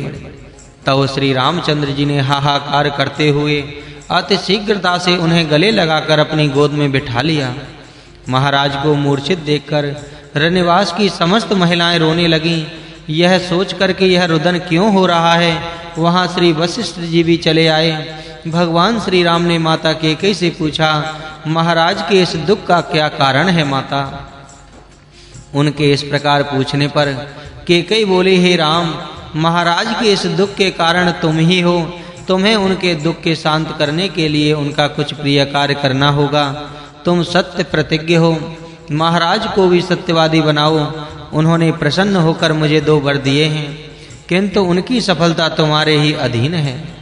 महाराज को तो तुमसे कहने में संकोच मालूम होता है, किंतु तुम्हें सत्य पास में बंधे हुए अपने पिताजी की अवश्य रक्षा करनी चाहिए, क्योंकि पुत्र शब्द का अर्थ ही यह है कि जो पिता की नरक से रक्षा करता है। कैकेयी की बातें सुनकर श्री राम ने मानो शूल से विद्ध हुए समान व्यथित होकर कहा, माता, आज हमसे ऐसी बातें क्यों करती हैं? पिताजी के लिए मैं जीवन दे सकता हूँ, भयंकर भी पी सकता हूँ और श्री सीता, कौशल्या तथा राज्य को भी छोड़ सकता हूँ। जो पुत्र पिता की आज्ञा के बिना ही उनका अनिष्ट कार्य करता है वह उत्तम है, जो पिता के कहने पर करता है वह मध्यम है, और जो कहने पर भी नहीं करता वह पुत्र तो विष्ठा के समान है। अतः पिताजी ने मेरे लिए जो कुछ आज्ञा की है उसे मैं अवश्य पूर्ण करूंगा, यह सर्वथा सत्य है। श्री राम 2 बात कभी नहीं कहता। श्री राम की ऐसी प्रतिज्ञा सुनकर कैकेयी ने इस प्रकार कहना आरंभ किया, हे राम, तुम्हारे अभिषेक के लिए जो कुछ सामग्री एकत्रित की गई है उसके द्वारा निश्चय ही मेरे प्रिय पुत्र भरत का अभिषेक होना चाहिए। यही मेरा प्रथम वर है। दूसरे वर के अनुसार पिता की आज्ञा से आज तुरंत ही तुम बलकल वस्त्र और जटा धारण कर वन को जाओ और वहां मुनियोचित भोजन करते हुए निवास करो। 14 वर्ष तक वन में रहो। बस तुम्हारे पिता का यही कार्य है जो तुम्हें करना है। किंतु राजा इन सब बातों को तुमसे कहने में संकोच करते हैं। प्रभु श्री रामचंद्र जी बोले, माता, भरत आनंद से यह राज्य भोगे, मैं भी अभी दंडकारण्य को जाता हूँ, किंतु इसका कारण मालूम नहीं होता कि महाराज मुझसे क्यों नहीं कहते। श्री राम के ये वचन सुनकर और उन्हें अपने सामने बैठे देखकर दुखातुर महाराज दशरथ ने इस प्रकार अति दुख भरे वचन कहे, राम, मुझ स्त्री परवश भ्रांत चित्त कुमार्गामी पापात्मा को बांध कर यह राज्य ले लो, इससे तुम्हें कोई पाप न लगेगा। हे रघुनंदन, ऐसा होने पर मुझे भी असत्य स्पर्श न करेगा। ऐसा कह राजा दशरथ दुखातुर होकर विलाप करने लगे। हा राम, हा जगन्नाथ, हा प्राण प्यारे, मुझे छोड़कर तुम घोर वन में जाना कैसे उचित समझ रहे हो? ऐसा कहकर उन्होंने श्री राम को गले से लगा लिया और जी खोलकर रोने लगे। तब श्री राम ने हाथ में जल लेकर पिता के आंसू पोंछे और नीति कुशल श्री राम जी ने धीरे धीरे उन्हें डांडस बंधाया। वे कहने लगे, प्रभु, यदि मेरे छोटे भाई भरत राज्य शासन करें तो इसमें मुझे दुख की बात क्या है? मैं भी इस प्रतिज्ञा का पालन कर फिर आपके पास अयोध्या लौट ही आऊंगा। और हे राजन, वन में रहने से तो मुझे राज्य से भी करोड़ गुना सुख होगा। इसमें आपके सत्य की रक्षा होगी, देवताओं का कार्य सिद्ध होगा और माँ कैकेयी का भी हित होगा। अतः हे राजन, वनवास में सब प्रकार महान गुण हैं। अब मैं शीघ्र ही जाना चाहता हूँ। माता केकई की हार्दिक व्यथा शांत हो, अभिषेक के लिए एकत्रित हुई यह सामग्री अलग रख दी जाए। माता कौशल्या को सांत्वना देकर और जानकी को समझा बुझाकर मैं अभी आता हूँ और आपके चरणों की वंदना कर आनंद पूर्वक वन में जाता हूँ। ऐसा कहकर उन्होंने पिता की परिक्रमा की और माता से मिलने के लिए आए। उस समय माता कौशल्या श्री राम के मंगल के लिए भगवान विष्णु की पूजा कर रही थी। उन्होंने कुछ पहले हवन करा के ब्राह्मणों को बहुत सा धन दिया। इस समय वह मौन धारण कर अपने हृदय में अंतर्यामी चित्तघन स्वरूप तेजोमय निरतिर्य स्वरूप सदानंदमय भगवान विष्णु का ध्यान करती रहने के कारण उन्होंने प्रभु श्री रामचंद्र जी को नहीं देख पाया। इति श्री अध्यात्म रामायणे उमा महेश्वर संवादे अयोध्या कांडे तृतीय सर्ग संपूर्ण। जय श्री राम। चतुर्थ सर्ग भगवान श्री राम का माता से विदा होना तथा श्री सीता और लक्ष्मण के सहित वन गमन की तैयारी करना। श्री महादेव जी बोले, हे पार्वती, तब महारानी सुमित्रा ने श्री राम को देखकर संभ्रम पूर्वक महारानी कौशल्या को चेत कराकर बताया कि राम खड़े हुए हैं। श्री राम का नाम सुनते ही उनकी वह दृष्टि हुई और उन्होंने विशाल नयन श्री राम को देख गले लगाकर गोद में बिठा लिया तथा उनका सिर चूमकर उनके नील कमल सदृश श्याम शरीर पर हाथ फेरा और कहा, बेटा, भूख लगी होगी, कुछ मिष्ठान खा लो। श्री राम जी बोले, माता, मुझे भोजन करने का समय नहीं है, क्योंकि आज मेरे लिए यह समय शीघ्र ही दंडकारण्य जाने के लिए निश्चित किया गया है। मेरे सत्य प्रतिज्ञ पिताजी माता केकई को वर देकर भरत को राज्य और मुझे अति उत्तम वनवास दिया है। वहाँ मुनि वेश से 14 वर्ष रहकर मैं शीघ्र ही लौट आऊँगा। आप किसी प्रकार की चिंता न करें। अचानक ऐसी बात सुनकर माता कौशल्या दुख से अचेत हो गईं और फिर चेत होने पर दुख सागर में उछलती डूबती दुखातुर होकर श्री राम से कहने लगी, राम, यदि सचमुच ही तुम वन को जाते हो तो मुझे भी साथ ले चलो। तुम्हारे बिना मैं आधे क्षण भी कैसे जीवित रह सकती हूँ। जिस प्रकार गौ अपने अल्पवयस्क बछड़े को छोड़कर अन्यत्र नहीं रह सकती, उसी प्रकार मैं भी तुझ अपने प्राण प्रिय पुत्र को नहीं छोड़ सकती। यदि राजा श्री भरत से प्रसन्न हैं तो उन्हें राज्य भले ही दें, परंतु तुझ प्रिय पुत्र को वनवास की आज्ञा क्यों देते हैं। श्री केकई को वर देकर चाहे महाराज अपना सर्वस्व दे डालें, इसमें कोई आपत्ति नहीं, किंतु तुमने राजा अथवा केकई का क्या बिगाड़ा है। हे राम, जिस प्रकार पिता तुम्हारे गुरु हैं, उसी प्रकार मैं भी तो उनसे अधिक तुम्हारे गुरु हूँ। यदि पिता ने तुम्हारे बन जाने के लिए कहा है तो मैं तुम्हें रोकती हूँ। यदि मेरे वाक्य का उल्लंघन कर तुम राजा की आज्ञा से वन को चले जाओगे तो मैं अपना प्राण छोड़कर यमपुर को चली जाऊंगी। तब श्री लक्ष्मण जी ने केकई कौशल्या के वचन सुनकर श्री राम जी की ओर देखकर रोष से त्रिलोकी को दग्ध करते हुए से कहा, मैं उन्मत्त भ्रांत चित्त और केकई के वशवर्ती राजा श्री दशरथ जी को बांधकर भरत को उनके सहायक मामा आदि के सहित मार डालूंगा। आज संपूर्ण लोकों को दग्ध करने वाले काला नल के समान मेरे पौरुष को पहले वे सब देख लेंगे। हे शत्रुदमन श्री राम, आप अभिषेक की तैयारी कीजिए, उसमें विघ्न उपस्थित करने वालों को मैं हाथ में धनुष बाण लेकर मार डालूंगा। श्री लक्ष्मण जी के इस प्रकार कहने पर सज्जनों, मेरे प्रभु श्री रामचंद्र जी ने उन्हें गले लगाकर कहा, रघुश्रेष्ठ, तुम बड़े शूरवीर हो और मेरे परम हितकारी हो। तुम जो कुछ कहते हो वह मैं सब सत्य मानता हूँ, किंतु यह उसका परम नहीं है और यह समय भी नहीं है। यह जो कुछ राज्य और देह आदि दिखाई देता है वह सब यदि सत्य होता तो अवश्य तुम्हारे परिश्रम सफल होता, किंतु ये भोग तो मेघ रूपी पितान में चमकती हुई बिजली के समान चंचल हैं और आयु अग्नि में तपाए हुए लोहे पर पड़ी हुई जल की बूंद के समान क्षणिक हैं। जिस प्रकार सर्प के मुंह में पड़ा हुआ भी मेंढक मच्छरों को ताकता रहता है, उसी प्रकार लोग काल रूप सर्प से ग्रस्त हुए भी अनित्य भोगों को चाहते रहते हैं। कैसे आश्चर्य है कि शरीर के भोगों के लिए ही मनुष्य रात दिन अति कष्ट सहकर नाना प्रकार की क्रियाएं करता रहता है। यदि यह समझ लें कि शरीर आत्मा से अलग है, तो फिर भला पुरुष कैसे किसी भोग को भोग सकता है? पिता, माता, पुत्र, भाई, स्त्री और बंधु बांधवों का संयोग प्याऊ पर एकत्रित हुए जीवों अथवा नंदी प्रभा से इकट्ठी हुई लकड़ियों के समान चंचल है। यह निस्संदेह दिखाई पड़ता है कि लक्ष्मी छाया के समान चंचल, यौवन जल तरंग के समान अनित्य है, स्त्री सुख स्वप्न के समान मिथ्या और आयु अत्यंत अल्प है। तथापि प्राणियों का इनमें कितना अभिमान है। यह संसार सदा रोगादि संकुल तथा स्वप्न है, गंधर्व नगर के समान झूठा है।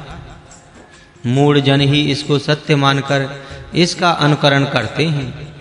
नित्य सूर्य के उदय और अस्त होने से आयु क्षीण हो रही है तथा नित्य ही दूसरों की वृद्धावस्था और मृत्यु होती देखी जाती है, तो भी मूढ़ पुरुष को किसी प्रकार चेत नहीं होता। नित्य प्रति उसी प्रकार दिन और रात होते हैं, किंतु मूढ़मती पुरुष भोगों के पीछे दौड़ता है, काल की गति को नहीं देखता। कच्चे घड़े में भरे हुए जल के समान आयु प्रतिक्षण क्षीण हो रही है और रोग समूह शत्रुओं के समान शरीर को नष्ट करते हैं। वृद्धावस्था सिंहनी के समान डराती हुई सामने खड़ी है और यह मृत्यु भी उसके साथ ही चलती हुई अंत समय प्रतीक्षा कर रही है। किंतु देह में अहम भावना करने वाला जीव इस क्रमी विष्टा और भस्म रूप शरीर को ही मैं लोक प्रसिद्ध राजा हूँ ऐसा मानता है।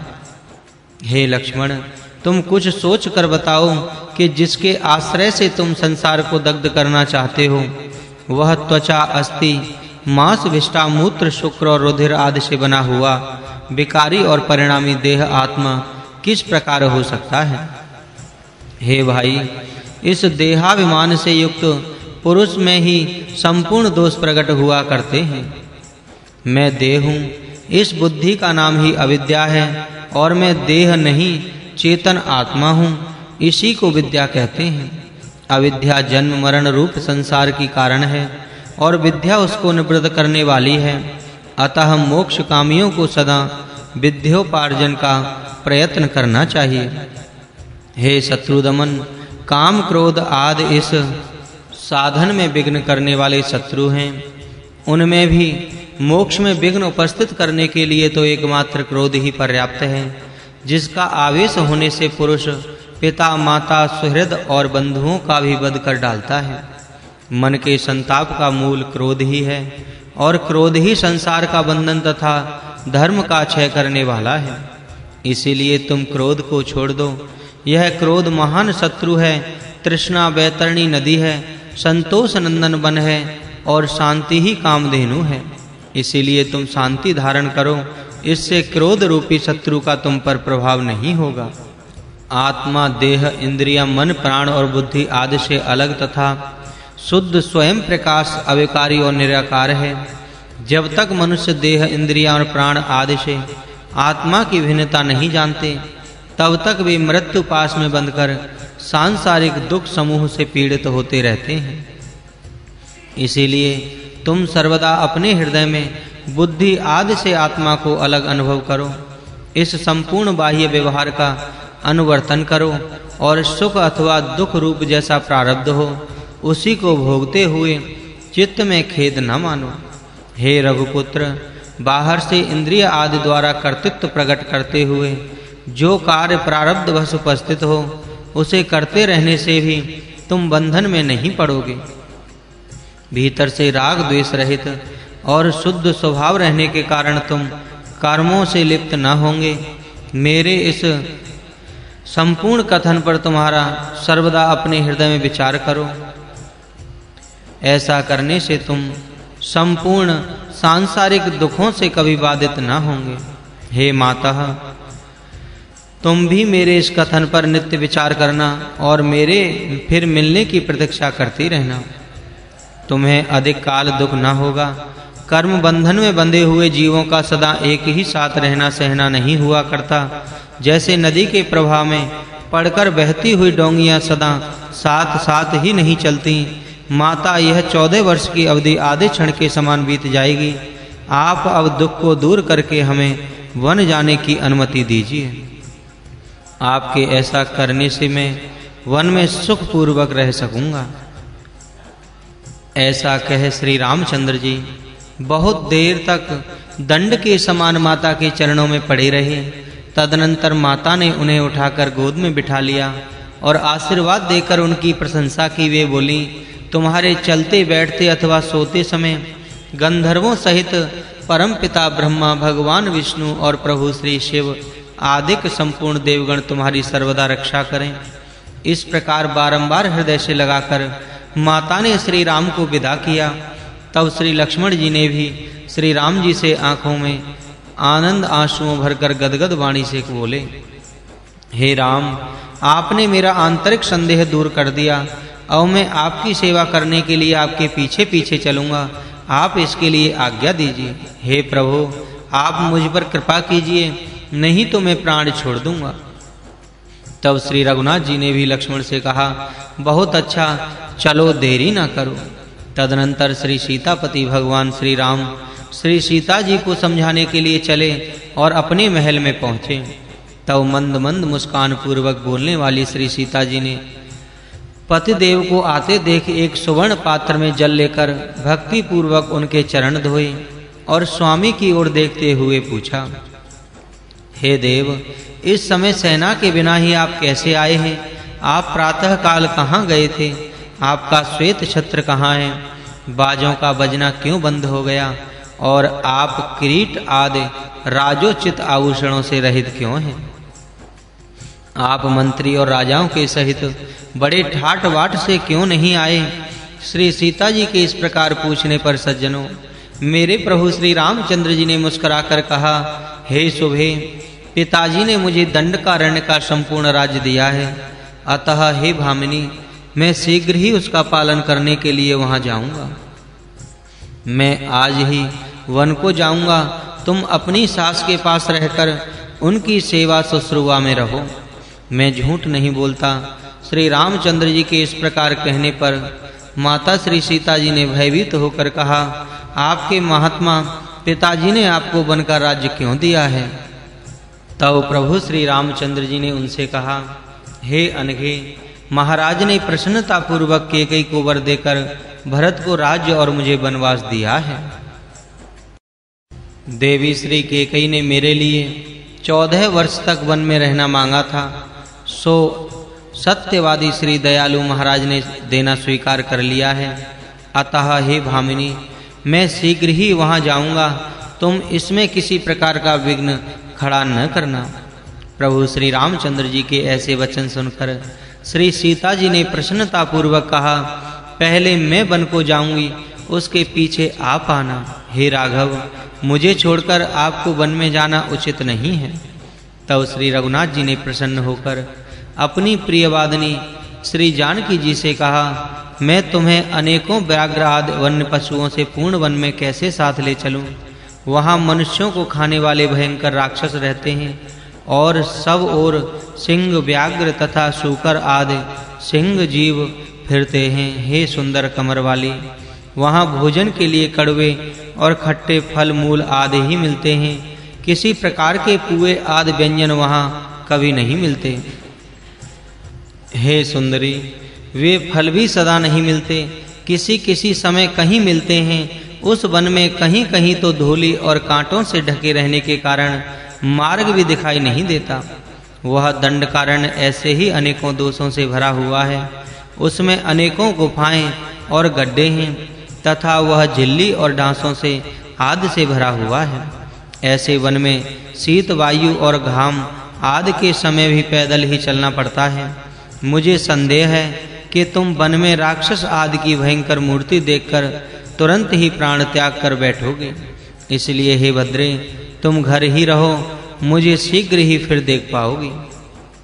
श्री राम के ये वचन सुनकर श्री सीता जी ने दुखातुर होकर कुछ क्रोध से होंठ कपाते हुए कहा, मुझ पतिव्रता श्री धर्मपत्नी को आप घर पर क्यों छोड़ना चाहते हैं?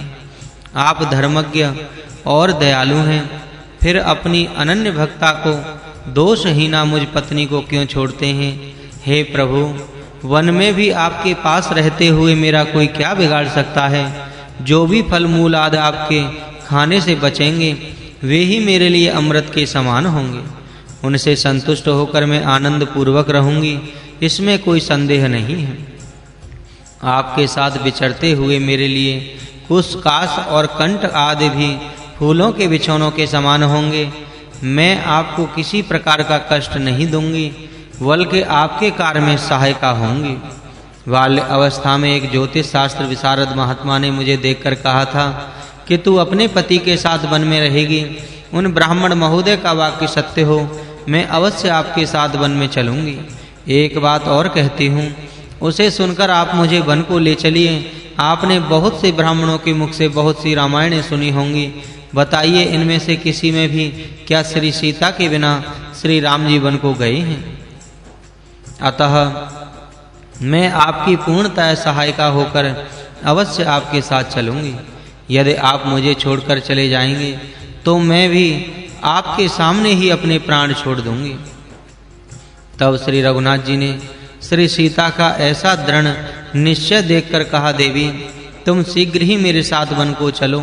ये हार और संपूर्ण आभूषण वशिष्ठ जी की स्त्री अरुंधति को दे दो।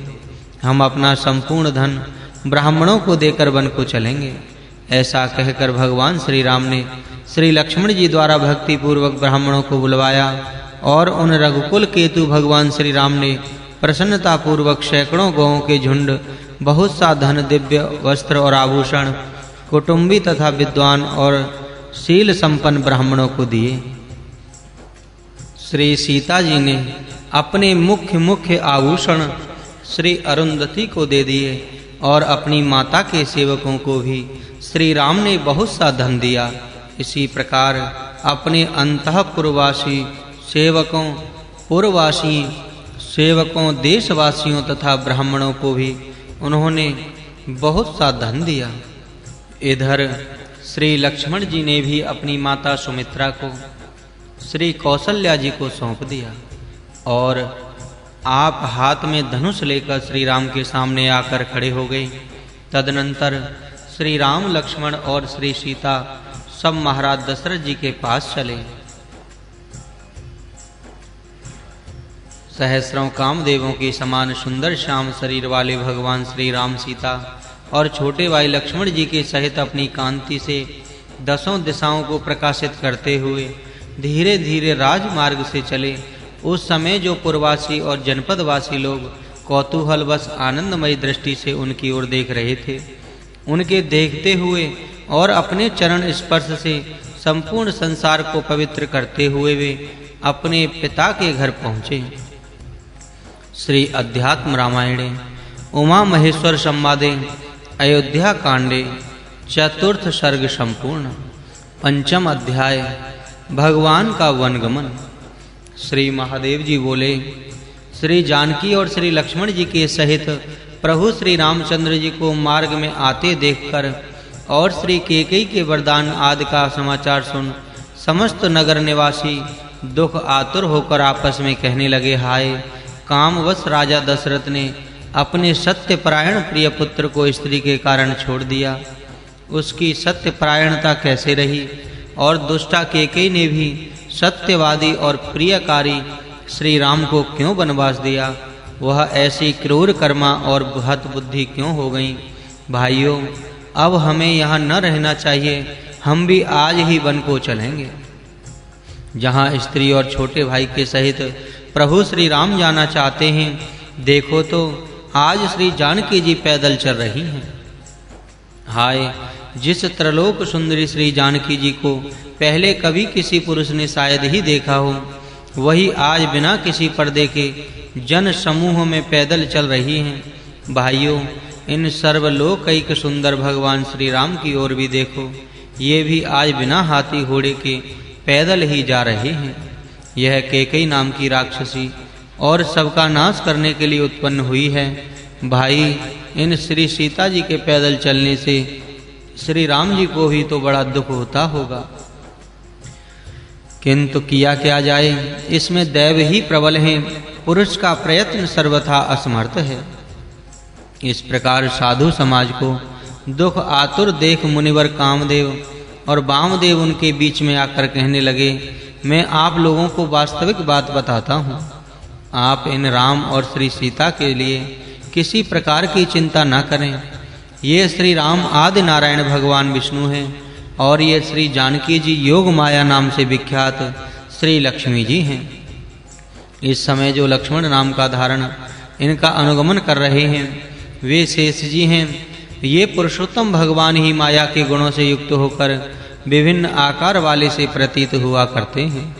रजोगुण से युक्त होकर ये ही विश्व रचयिता परम पिता ब्रह्मा जी हुए हैं और सत्व गुण विशिष्ट होने पर ये ही त्रलोक रक्षक भगवान विष्णु होते हैं तथा कल्पांत में तमोगुण का आश्रय कर ये जगत का प्रलय और रुद्र होते हैं। पूर्व काल में इन्हीं श्री रघुनाथ जी ने मत्स्य रूप होकर अपने भक्त वैवस्वत मनु को नाव में बिठाकर प्रलय काल के समय उनकी रक्षा की थी।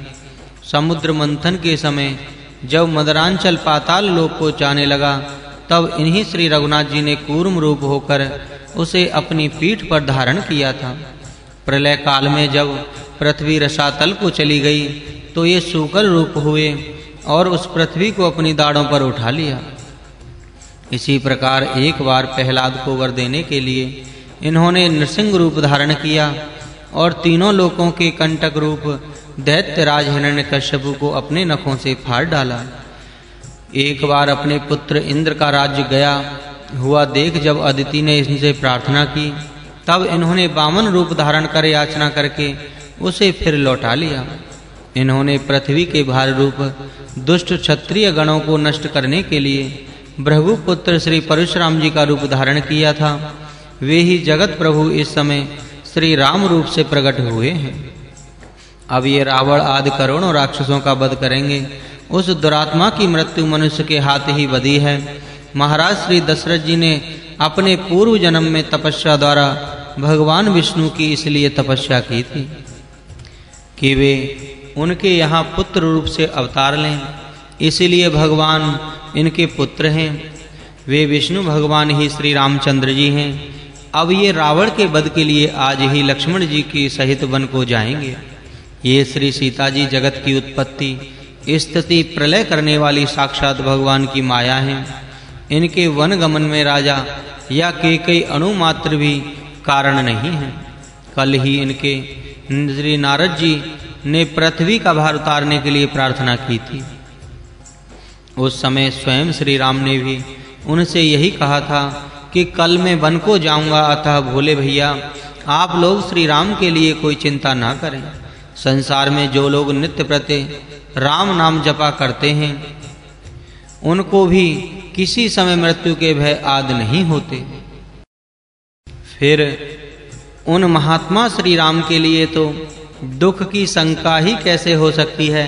कलयुग में तो एकमात्र श्री राम नाम से ही मुक्ति हो सकती है और किसी उपाय से नहीं। ये जगत कर्ता प्रभु भक्तों को गुण कीर्तन या सुयोग देने के लिए और रावण को मारने के लिए ही माया मानुष रूप से संसार में लीला कर रहे हैं। इसके सिवा राजा दशरथ की मनोरथ सिद्धि के लिए भी इन्होंने यह मनुष्य रूप धारण किया है। ऐसा कहकर महामुनि वामदेव जी मौन हो गए। यह सुन वहां एकत्रित हुए सब द्विज गणों ने भी भगवान श्री राम को सर्वव्यापक भगवान विष्णु जाना और वे अपने हृदय का संशय छोड़कर प्रभु श्री रामचंद्र जी का ही स्मरण करने लगे।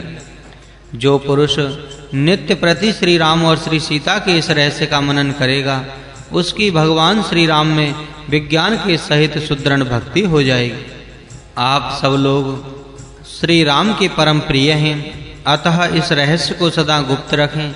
ऐसा कह विप्रवर वामदेव जी वहां से चले गए और पुरजनों ने जाना कि श्री राम परमात्मा हैं। तदनंतर प्रभु श्री राम जी ने बिना किसी रोक टोक के पिता के महल में प्रवेश किया और श्री लक्ष्मण और श्री सीता के सहित वहां पहुंचकर श्री कैकेयी से कहा, माताजी आपके कथन के अनुसार हम तीनों वन को जाने के लिए तैयार होकर आ गए हैं। अब शीघ्र ही पिताजी हमें आज्ञा दें। श्री राम के ऐसा कहने पर श्री कैकेयी ने सहसा उठकर स्वयं ही श्री राम और लक्ष्मण और श्री सीता को अलग-अलग वल्कर वस्त्र दिए। तब श्री रामचंद्र जी ने अपने राजोचित वस्त्रों को उतारकर वनवासियों के से वस्त्र धारण किए। श्री लक्ष्मण जी ने भी ऐसा ही किया, किंतु श्री सीता जी उन्हें पहनना नहीं चाहती थीं। अतः उन वस्त्रों को हाथ में लेकर वे लज्जा पूर्वक श्री राम जी की ओर देखने लगीं। तब प्रभु श्री रामचंद्र जी ने उस चीर को लेकर श्री सीता जी के वस्त्रों पर ही लपेट दिया। यह देखकर रनिवास की सभी स्त्रियां रोने लगीं। तब श्री वशिष्ठ जी ने उनके रोने का शब्द सुनकर क्रोधित हो श्री कैकेयी को डांटते हुए कहा, ए दुश्शीले, तूने तो केवल श्री राम के वन जाने का ही वर मांगा है ना, फिर तू श्री सीता को भी वन में कैसे भेज रही है? यदि पतिव्रता श्री सीता भक्तिवश श्री राम के साथ जाना चाहती है तो वह समस्त आभूषणों से विभूषित और दिव्य वस्त्र धारण किए हुई जाए तथा नित्य प्रति श्री राम के वनवास दुख को दूर करती हुई उनको आनंदित करें। तब महाराज श्री दशरथ जी ने श्री सुमंत्र जी से कहा, सुमंत्र, तुम रथ ले आओ। वनवासियों के प्रिय ये श्री राम आदि रथ पर चढ़कर ही वन को जाएंगे। ऐसा कह वे श्री सीता और श्री लक्ष्मण के सहित श्री राम को देखकर दुख से पृथ्वी पर गिर पड़े और आंखों में आंसू भरकर रोने लगे। तब प्रभु श्री राम के देखते देखते शीघ्र ही श्री सीता जी रथ पर चढ़ी। फिर श्री रामचंद्र जी पिता की परिक्रमा कर रथारूढ़ हुए और उनके पीछे 2 खंग और 2 धनुष और तरकस लेकर श्री लक्ष्मण जी सवार हुए और सारथी से रथ हाँकने को कहा। तब राजा दशरथ कहने लगे, सुमंत्र, ठहरो ठहरो। किंतु श्री रामचंद्र जी ने चलो चलो कहकर शीघ्रता करने को कहा। इसीलिए सुमंत्र ने रथ हाँक दिया। राम के दूर निकल जाने पर महाराज मूर्छित होकर पृथ्वी पर गिर पड़े। तदनंतर समस्त पुरवासी बालक, वृद्ध और वयोवृद्ध मुनिगण, हे राम, ठहरो, मत जाओ, इस प्रकार चिल्लाते हुए रथ के पीछे पीछे दौड़े। राजा दशरथ बहुत देर तक रोते रहे। फिर उन्होंने अपने सेवकों से कहा, मुझे श्री राम की माता कौशल्या के घर ले चलो। मुझ दुखिया का वहां रहकर कुछ काल जीना हो सकता है, किंतु श्री राम के रहित होकर अब मैं अधिक काल जीवित नहीं रह सकूंगा। तब श्री कौशल्या के घर पहुंचते ही राजा अचेत होकर पृथ्वी पर गिर पड़े। फिर बहुत देर पीछे चेत होने पर वे चुपचाप बैठ गए। इधर श्री रामचंद्र जी तमसा नदी के तट पर पहुंचकर वहां सुख पूर्वक रहे और रात्रि के समय बिना कुछ आहार किए केवल जल पीकर श्री सीता जी के सहित वृक्ष के नीचे सो गए। तथा श्री सुमंत्र के सहित धर्मात्मा लक्ष्मण जी धनुष लेकर उनकी रक्षा करते रहे। उनके पास ही समस्त पुरवासी आकर ठहर गए। उन्होंने निश्चय किया कि हम या तो श्री राम को अयोध्या लौट ले चलेंगे, नहीं तो हम भी इनके साथ वन को ही जाएंगे। श्री रामचंद्र जी को उनके इस निश्चय का पता चलने पर अति विस्मय हुआ और उन्होंने यह सोचकर कि मैं तो अयोध्या को लौटूंगा नहीं, ये व्यर्थ वन में क्लेश भोगेंगे, सुमंत्र को बुलाकर कहा, सुमंत्र, तुम रथ ले आओ, अब हम अभी चलेंगे। श्री राम जी की ऐसी आज्ञा होने पर श्री सुमंत्र ने रथ में घोड़े जोत दिए। तब श्री राम और लक्ष्मण और श्री सीता उस पर चढ़कर शीघ्रता से चले। उन्होंने अपना रथ कुछ दूर जाकर अयोध्या की ओर ले जाकर फिर वन की ओर बढ़ाया। प्रातः काल होने पर अयोध्या वासियों ने उठकर जब श्री राम जी को नहीं देखा सज्जनों, तो वे अत्यंत दुखी हुए और रथ के पहियों की लीक के मार्ग को देखते हुए वे अयोध्यापुरी में लौट आए तथा प्रतिदिन हृदय में श्री राम और श्री सीता का ध्यान करते हुए वहां रहने लगे। इधर श्री सुमंत्र ने भी शीघ्र ही आदर पूर्वक अपना रथ बढ़ाया। तब श्री सीता के सहित श्री रामचंद्र जी विस्तृत देशों को देखते हुए श्रृंगवेर के पास श्री गंगा जी के तट पर पहुँचे। श्री गंगा जी को देखकर उन्होंने प्रसन्न चित्त से नमस्कार करके स्नान किया और फिर रघुश्रेष्ठ श्री राम जी सिसिम्पा शीशम के वृक्ष की छाया में बैठे। इसी समय निषाद राज गुह ने लोगों के मुख से श्री राम जी के आने का मंगल समाचार सुना। यह सुनते ही सज्जनों वह तुरंत अपने एकमात्र सखा और स्वामी श्री रघुनाथ जी को देखने के लिए प्रसन्न चित्त से भक्ति पूर्वक फल, शहद और पुष्प आदि लेकर वहां आया और वह भेंट की सामग्री श्री राम के आगे डालकर दंड के समान पृथ्वी पर गिर पड़ा। तब श्री रघुनाथ जी ने उसे तुरंत ही उठाकर गले लगा लिया। तदुपरांत श्री राम जी के कुशल पूछने पर गुहू ने हाथ जोड़कर कहा, हे लोक पावन, मैं धन्य हूँ, आज मेरा निषाद जाति में जन्म लेना सफल हो गया। रघुश्रेष्ठ, आपके अंग संग से मुझे परम आनंद प्राप्त हुआ। हे रघुवर, आपके दास का यह नैषाद राज्य आप ही का है, इसलिए हे श्री रघुनाथ जी, आप यहाँ रहकर हम लोगों की रक्षा कीजिए। चलिए नगर में पधारकर मेरा घर पवित्र कीजिए। हे भगवान, आपके लिए मैंने जो कुछ फल मूल आदि एकत्रित किए हैं उन्हें स्वीकार कीजिए। हे रघुश्रेष्ठ, मैं आपका दास हूँ, आप मुझ पर कृपा कीजिए। तब श्री रामचंद्र जी ने बहुत प्रसन्न होकर उससे कहा, मित्र सुनो, मैं 14 वर्ष तक किसी के घर या गांव में नहीं जा सकता और न किसी और के दिए हुए फल मूल आदि ही खा सकता हूँ।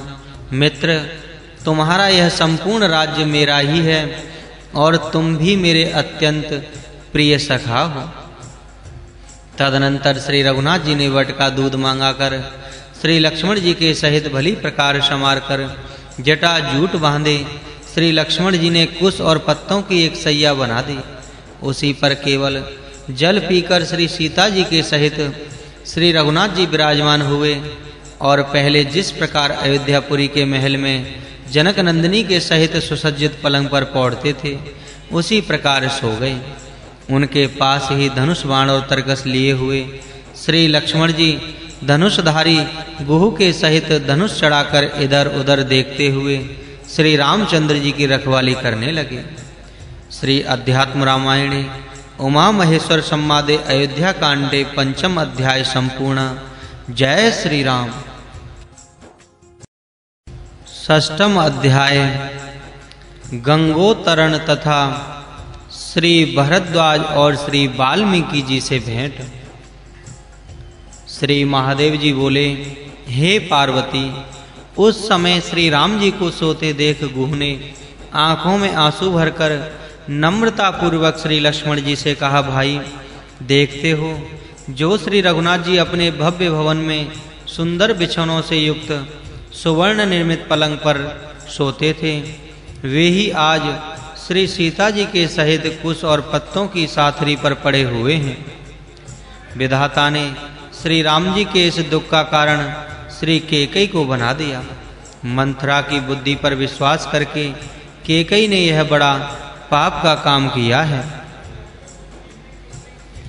यह सुनकर श्री लक्ष्मण जी ने कहा, भाई मेरी बात सुनो, किसी के दुख अथवा सुख का कारण दूसरा कौन है? अर्थात कोई भी नहीं है। मनुष्य का पूर्वकृत कर्म ही उसके सुख अथवा दुख का कारण होता है। सुख और दुख का देने वाला कोई और नहीं है। कोई अन्य सुख दुख देता है, यह समझना कुबुद्धि है। मैं करता हूँ यह वृथा अभिमान है, क्योंकि लोग अपने अपने कर्मों की डोरी में बंधे हुए हैं।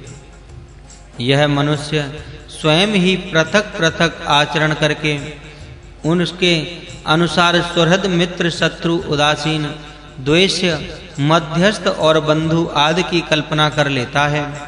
अतः मनुष्य को चाहिए कि प्रारब्ध अनुसार सुख या तो दुख जो कुछ भी जैसे तैसे प्राप्त हो उसे वैसे ही भोगते हुए सदा प्रसन्न चित्त रहे। हमें ना तो भोगों की प्राप्ति की इच्छा है और ना उन्हें त्यागने की। भोग आए या न आए हम भोगों के अधीन नहीं हैं। जिस देश अथवा जिस काल में जिस किसी के द्वारा शुभ अथवा अशुभ कर्म किया जाता है उसे निस्संदेह उसी प्रकार भोगना पड़ता है। अतः तुम शुभ अथवा अशुभ कर्म फल के उदय होने पर हर्ष अथवा दुख मनाना चाहिए, क्योंकि विधाता की गति का देवता अथवा दैत्य कोई भी उल्लंघन नहीं कर सकता। मनुष्य सदा ही दुख और सुख से घिरा रहता है, क्योंकि मनुष्य शरीर पाप और पुण्य के मेल से उत्पन्न होने के कारण सुख दुखमय ही है।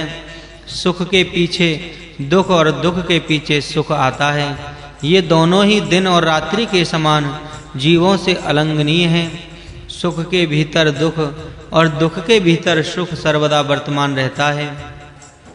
ये दोनों ही जल और कीचड़ के समान आपस में मिले हुए रहते हैं। इसीलिए विद्वान लोग सब कुछ माया ही है, इस भावना के कारण इष्ट या अनिष्ट की प्राप्ति में धैर्य रखकर हर्ष या शोक नहीं मानते। गुह और लक्ष्मण के इस प्रकार बातचीत करते करते आकाश में उजाला हो गया और बोले, श्री रामचंद्र जी ने सावधानता पूर्वक आचमन कर प्रातः क्रिया की और बोले, मित्र शीघ्र ही मेरे लिए एक सुदृढ़ नौका लाओ। श्री राम के वचन सुनकर निषाद राज गुह स्वयं ही एक सुलक्षण संपन्न सुदृढ़ नौका ले आए और बोले, स्वामिन श्री सीता और लक्ष्मण के सहित नाव पर चढ़िए। अपने जाति भाइयों के साथ में स्वयं इसे सावधानता पूर्वक चलाऊंगा। तब श्री रघुनाथ जी ने बहुत अच्छा कहे प्रथम सुलक्षणा श्री सीता जी को उस पर चढ़ाया। फिर गुह का हाथ पकड़कर श्री अच्युत भगवान श्री रघुनाथ जी स्वयं चढ़े। तदनंतर अपने आयुध को रख लिया। श्री लक्ष्मण जी नौकारूढ़ हुए। तब गुह ने अपने जाति भाइयों के सहित स्वयं नौका चलाई। जिस समय नाव गंगा जी के बीच में पहुंची, तब श्री जानकी जी ने श्री गंगा जी से प्रार्थना की, देवी गंगे, मैं तुम्हें प्रणाम करती हूँ। वनवास से लौटने पर मैं श्री राम और लक्ष्मण के सहित तुम्हारी पूजा करूंगी। इस प्रार्थना करने के पश्चात वे धीरे धीरे पार उतर कर आगे चलने लगे। तब गुह ने श्री रघुनाथ जी से कहा, हे राजेंद्र, मैं भी आपके साथ ही चलूंगा। आप मुझे आज्ञा दीजिए, नहीं तो मैं प्राण छोड़ दूंगा। निषाद पुत्र के वचन सुनकर श्री रामचंद्र जी ने उनसे कहा, मैं 14 वर्ष दंडकारण्य में रहकर यहाँ फिर आऊँगा। मैं जो कुछ कहता हूँ सत्य ही कहता हूँ। श्री राम की बात कभी मिथ्या नहीं हो सकती। ऐसा कह श्री राम जी ने भक्त गुह को डांडस बंधा, उसे बारंबार गले लगाकर विदा किया। तब निषाद राज गुह बड़ी कठिनता से घर लौटे। तदनंतर श्री जानकी जी और श्री लक्ष्मण जी के सहित श्री रामचंद्र जी श्री भरद्वाज मुनि के आश्रम के पास पहुंचकर बाहर खड़े हो गए। वहां एक ब्रह्मचारी को देखकर श्री रामचंद्र जी ने कहा, हे बेटो, मुनिवर से जाकर कहो कि दशरथ पुत्र श्री राम श्री सीता और लक्ष्मण के सहित आए हैं और आश्रम के बाहर खड़े हुए हैं। श्री रघुनाथ जी का यह कथन सुनकर ब्रह्मचारी ने तुरंत ही मुनिवर के पास जाकर उनके चरणों में सिर रखकर कहा, भगवान, पत्नी और छोटे भाई के सहित श्रीमान रामचंद्र आए हैं और आश्रम के बाहर खड़े हैं।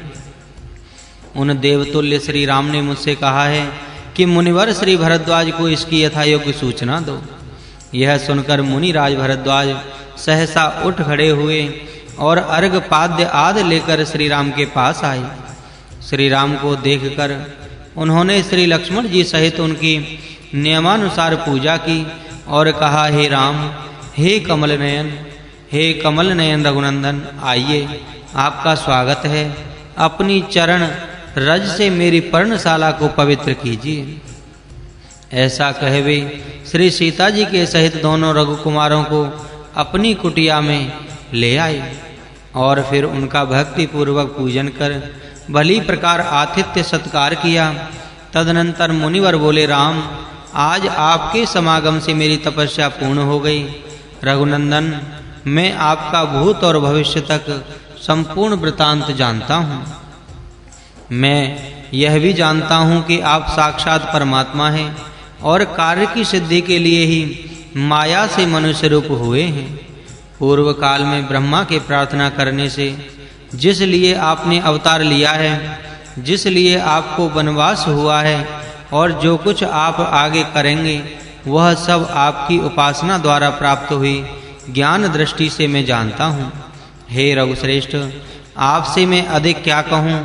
मैं तो कृतार्थ हो गया जो आज प्रकृति से परे साक्षात पुरुषोत्तम आप ककुस्थ नंदन को देख रहा हूँ।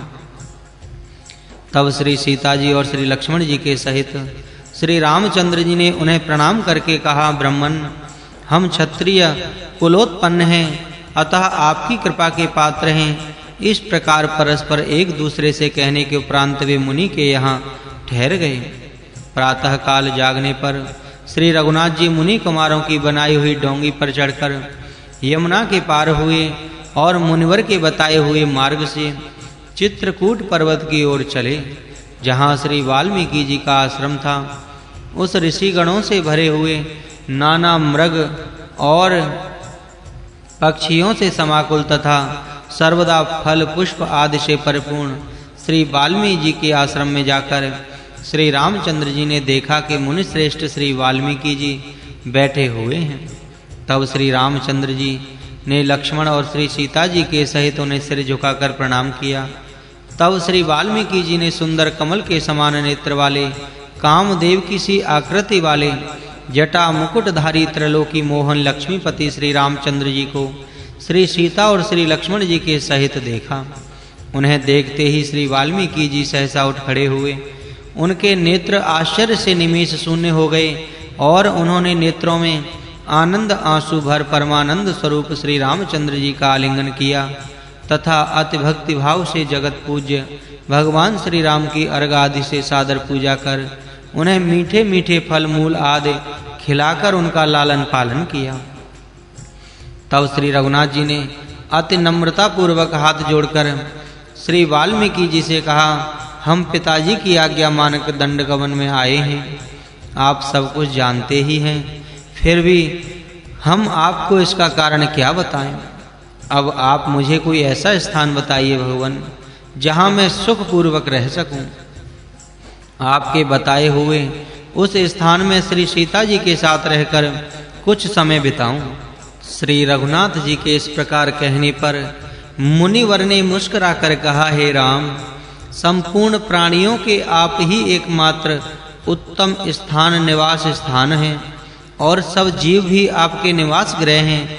हे रघुनंदन, इस प्रकार यह मैंने आपका साधारण निवास स्थान बताया, परंतु आपने विशेष रूप से श्री सीता जी के सहित अपने रहने का स्थान पूछा है।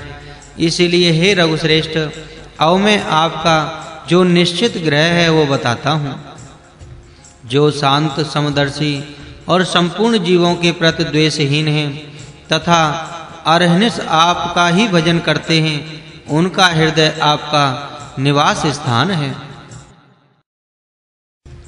जो धर्म और अधर्म दोनों को छोड़कर निरंतर आपका ही भजन करता है, हे राम, उसके हृदय मंदिर में श्री सीता जी के सहित आप सुख पूर्वक रहते हैं। जो आप ही के मंत्र का जाप करता है, आप ही की शरण में रहता है तथा द्वंद्वहीन और निष्प्रिय है, उसका हृदय आपका सुंदर मंदिर है। जो अहंकार शून्य शांत स्वभाव राग द्वेष रहित और मृत पिंड पत्थर तथा सुवर्ण के समान दृष्टि रखने वाले हैं, उनका हृदय आपका घर है। जो आप ही में मन और बुद्धि को लगाकर सदा संतुष्ट रहता है और अपने समस्त कर्म आप ही को अर्पण कर देता है, उसका मन ही आपका शुभ ग्रह है। जो अप्रिय को पाकर द्वेष नहीं करता और प्रिय को पाकर प्रसन्न नहीं होता तथा यह संपूर्ण प्रपंच माया मात्र है, ऐसा निश्चय कर सदा आपका भजन करता है, उसका मन ही आपका घर है। जो सत्ता जन्म लेना, बढ़ना, बदलना, क्षीण होना और नष्ट होना, इन 6 विकारों को ही शरीर में देखता है, आत्मा में नहीं था, क्षुधा तृषा सुख दुख और भय आदि को प्राण और बुद्धि के ही विकार मानता है और स्वयं सांसारिक धर्मों से मुक्त रहता है, उसका चित्त आपका निज ग्रह है। जो लोग चिद्दन सत्य स्वरूप अनंत निर्लेप सर्वगत और स्तुत्य आप परमेश्वर को समस्त अंतःकरणों में विराजमान देखते हैं, हे श्री राम, उनके हृदय कमल में आप श्री सीता जी के सहित निवास कीजिए। निरंतर अभ्यास करने से जिनका चित्त स्थिर हो गया है, जो सर्वदा आपकी चरण सेवा में लगे रहते हैं तथा आपके नाम संकीर्तन से जिनके पाप नष्ट हो गए हैं, उनके हृदय कमल में श्री सीता जी के सहित आपका निवास गृह है। हे राम, जिसके प्रभाव से मैंने ब्रह्मर्षि पद प्राप्त किया है, आपके उस नाम की महिमा कोई किस प्रकार वर्णन कर सकता है। पूर्व काल में मैं किरातों के साथ रहता था और उन्हीं के साथ रहकर बड़ा हुआ। मैं निरंतर शूद्रों के आचरणों में रत रहता था। मेरी दुजातीयता केवल जन्म मात्र की थी। मुझ अजितेंद्रिय के शूद्रा के गर्भ से बहुत से पुत्र उत्पन्न हुए। उस समय चोरों के समागम से मैं भी पक्का चोर हो गया। जीवों के अंतकर्ता काल के समान में सदा धनुष बाण धारण किए रहता था। एक दिन एक घोर वन में मैंने साक्षात सप्तर्षियों को जाते देखा। वे अपनी प्रभा से अग्नि और सूर्य के समान प्रकाशमान थे। उनके संपूर्ण वस्त्र आदि छीनने की इच्छा से मैं लोभ के वश होकर उनके पीछे दौड़ा और बोला, ठहरो ठहरो। तब मुनीश्वरों ने मेरी ओर देखकर पूछा, हे दुजाधम, क्यों आ रहा है? मैंने कहा, हे मुनि श्रेष्ठगण, मेरे बहुत से भूखे पुत्र कलत्राद हैं, अतः उनके पोषणार्थ कुछ लेने के लिए आ रहा हूँ। उन्हीं का पालन पोषण करने के लिए मैं वन पर्वतों में घूमता फिरता हूँ। तब उन मुनीश्वरों ने मुझसे निर्भयता पूर्वक कहा, अच्छा, एक बार अपने कुटुंबियों के साथ और पास जाकर प्रत्येक से अलग-अलग पूछ कि मैं प्रतिदिन जो पाप इकट्ठा करता हूँ उसके आप लोग भी भागी हैं या नहीं। इस बात का निश्चय रख कि तू जब तक तू लौट कर आवेगा हम यहीं रहेंगे। मैं बहुत अच्छा कह अपने घर आया और जिस प्रकार मुनीश्वरों ने मुझसे कहा था मैंने अपने पुत्र स्त्री आदि से पूछा, हे रघुश्रेष्ठ। तब वे बोले, वह पाप तो सब तुम ही को लगेगा, हम तो उससे प्राप्त हुए फल धन को ही भोगने वाले हैं। यह सुनकर मुझे अति वैराग्य हुआ और मैं विचार करता हुआ जहाँ करुणा से परिपूर्ण हृदय वाले मुनीश्वर थे वहाँ आया। तब उन मुनीश्वरों के दर्शन मात्र से ही मेरा अंतःकरण शुद्ध हो गया और मैं धनुष आदि को फेंककर दंड के समान पृथ्वी पर गिर पड़ा। हे मुनि श्रेष्ठगण, इस पाप समुद्र में पड़ते हुए मेरी आप रक्षा कीजिए। इस प्रकार चिल्लाते हुए मुझे अपने सामने पड़ा देख वे मुनि श्रेष्ठ मुझसे बोले, खड़ा हो, तेरा सत्संग सफल हो गया है, तेरा अवश्य कल्याण होगा। हम तुझे थोड़ा सा उपदेश करते हैं, उसी से तू मुक्त हो जाएगा। तब उन्होंने आपस में मिलकर यह विचार किया कि यद्यपि यह ब्राह्मणाधम अत्यंत दुराचारी होने से श्रेष्ठ पुरुषों के लिए अपेक्षा का ही पात्र है, तत्राप अब यह शरण में आ गया है, इसीलिए मोक्ष मार्ग के उपदेश द्वारा इसकी यत्न पूर्वक रक्षा करनी चाहिए। हे राम, ऐसा विचार कर उन्होंने आपके नामाक्षरों को उल्टा करके मुझसे कहा कि तू इसी स्थान पर रहकर एकाग्रचित होकर के सदा मरा मरा जपा कर। जब तक हम फिर लौट कर आए तब तक तू सर्वदा हमारे कथन अनुसार इसका जप करना।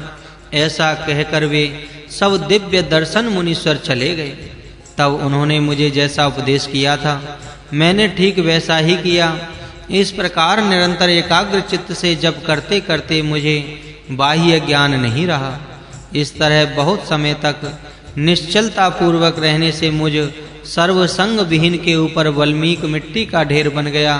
तदनंतर 1000 युग बीतने पर वे ऋषिगण फिर लौटे और मुझसे कहा, निकल आओ। यह सुनकर मैं तुरंत खड़ा हो गया और जिस प्रकार कोहरे को पार करके सूर्य निकल आता है उसी प्रकार मैं श्री वाल्मीकि से निकल आया। तब मुनि गणों ने मुझसे कहा, हे मुनीश्वर, तुम वाल्मीकि हो, इस समय तुम वाल्मीकि से निकले हो, इसलिए तुम्हारा यह दूसरा जन्म हुआ। हे रघुश्रेष्ठ, ऐसा कहकर वे दिव्य लोक को चले गए। हे श्री राम, आपके नाम के प्रभाव से मैं ऐसा हो गया जो आप श्री सीता और श्री लक्ष्मण जी के सहित साक्षात आप कमल नयन को देख रहा हूँ। आहा, मैं निस्संदेह मुक्त हो गया। हे श्री राम, आपका मंगल हो, आइए मैं आपको रहने के लिए स्थान दिखलाता हूँ। ऐसा कहकर शिष्यों के घिरे हुए श्रीमान मुनिवर वाल्मीकि जी ने लक्ष्मण जी के सहित श्री गंगा और पर्वत के बीच के स्थल में जाकर वहां भगवान श्री राम के रहने के लिए एक सुविशाल शाला बनवाई। उसमें एक पूर्व पश्चिम और दूसरा उत्तर दक्षिण ऐसे दो सुंदर घर बनवाए गए। उस भव्य भवन में श्री जानकी जी के सहित श्री राम और श्री लक्ष्मण देवताओं के समान रहने लगे। श्री वाल्मीकि जी से भली प्रकार सम्मान पाकर देवता और मुनि जनों के सहित श्री रामचंद्र जी वहां श्री सीता और लक्ष्मण के साथ इस प्रकार प्रसन्नता पूर्वक रहने लगे जैसे स्वर्ग लोक में सची के साथ देवराज इंद्र रहते हैं। श्री अध्यात्म रामायणे उमा महेश्वर संवादे अयोध्या कांडे षष्ठम सर्ग संपूर्ण। जय श्री राम। सप्तम सर्ग सुमंत्र का प्रत्यागमन। राजा श्री दशरथ जी का स्वर्गवास तथा श्री भरत जी का ननिहाल से आना और श्री गुरु वशिष्ठ जी के आदेश से पिता का अंत्येष्टि संस्कार करना।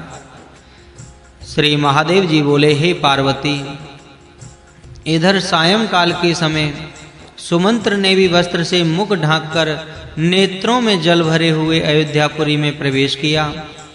रथ को बाहर ही खड़ा करके वे राजा को देखने के लिए अंतःपुर में गए और जय शब्द से उनकी स्तुति कर उन्हें प्रणाम किया। राजा ने सुमंत्र को नमस्कार करते देख दुख से व्याकुल होकर कहा, सुमंत्र, श्री सीता और श्री लक्ष्मण के सहित श्री राम कहाँ हैं? तुमने श्री राम को कहाँ छोड़ा है?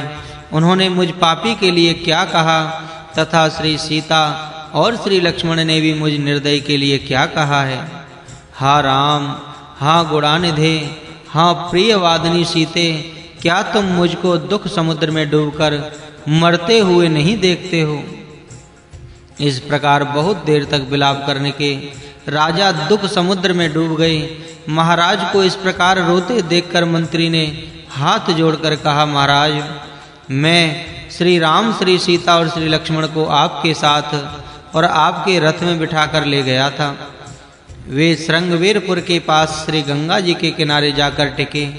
वहां श्री निषाद राजगुह कुछ फल मूल आदि ले आया, किंतु श्री राम जी ने उन्हें ग्रहण नहीं किया, केवल प्रीति पूर्वक हाथ से छूकर ही छोड़ दिया।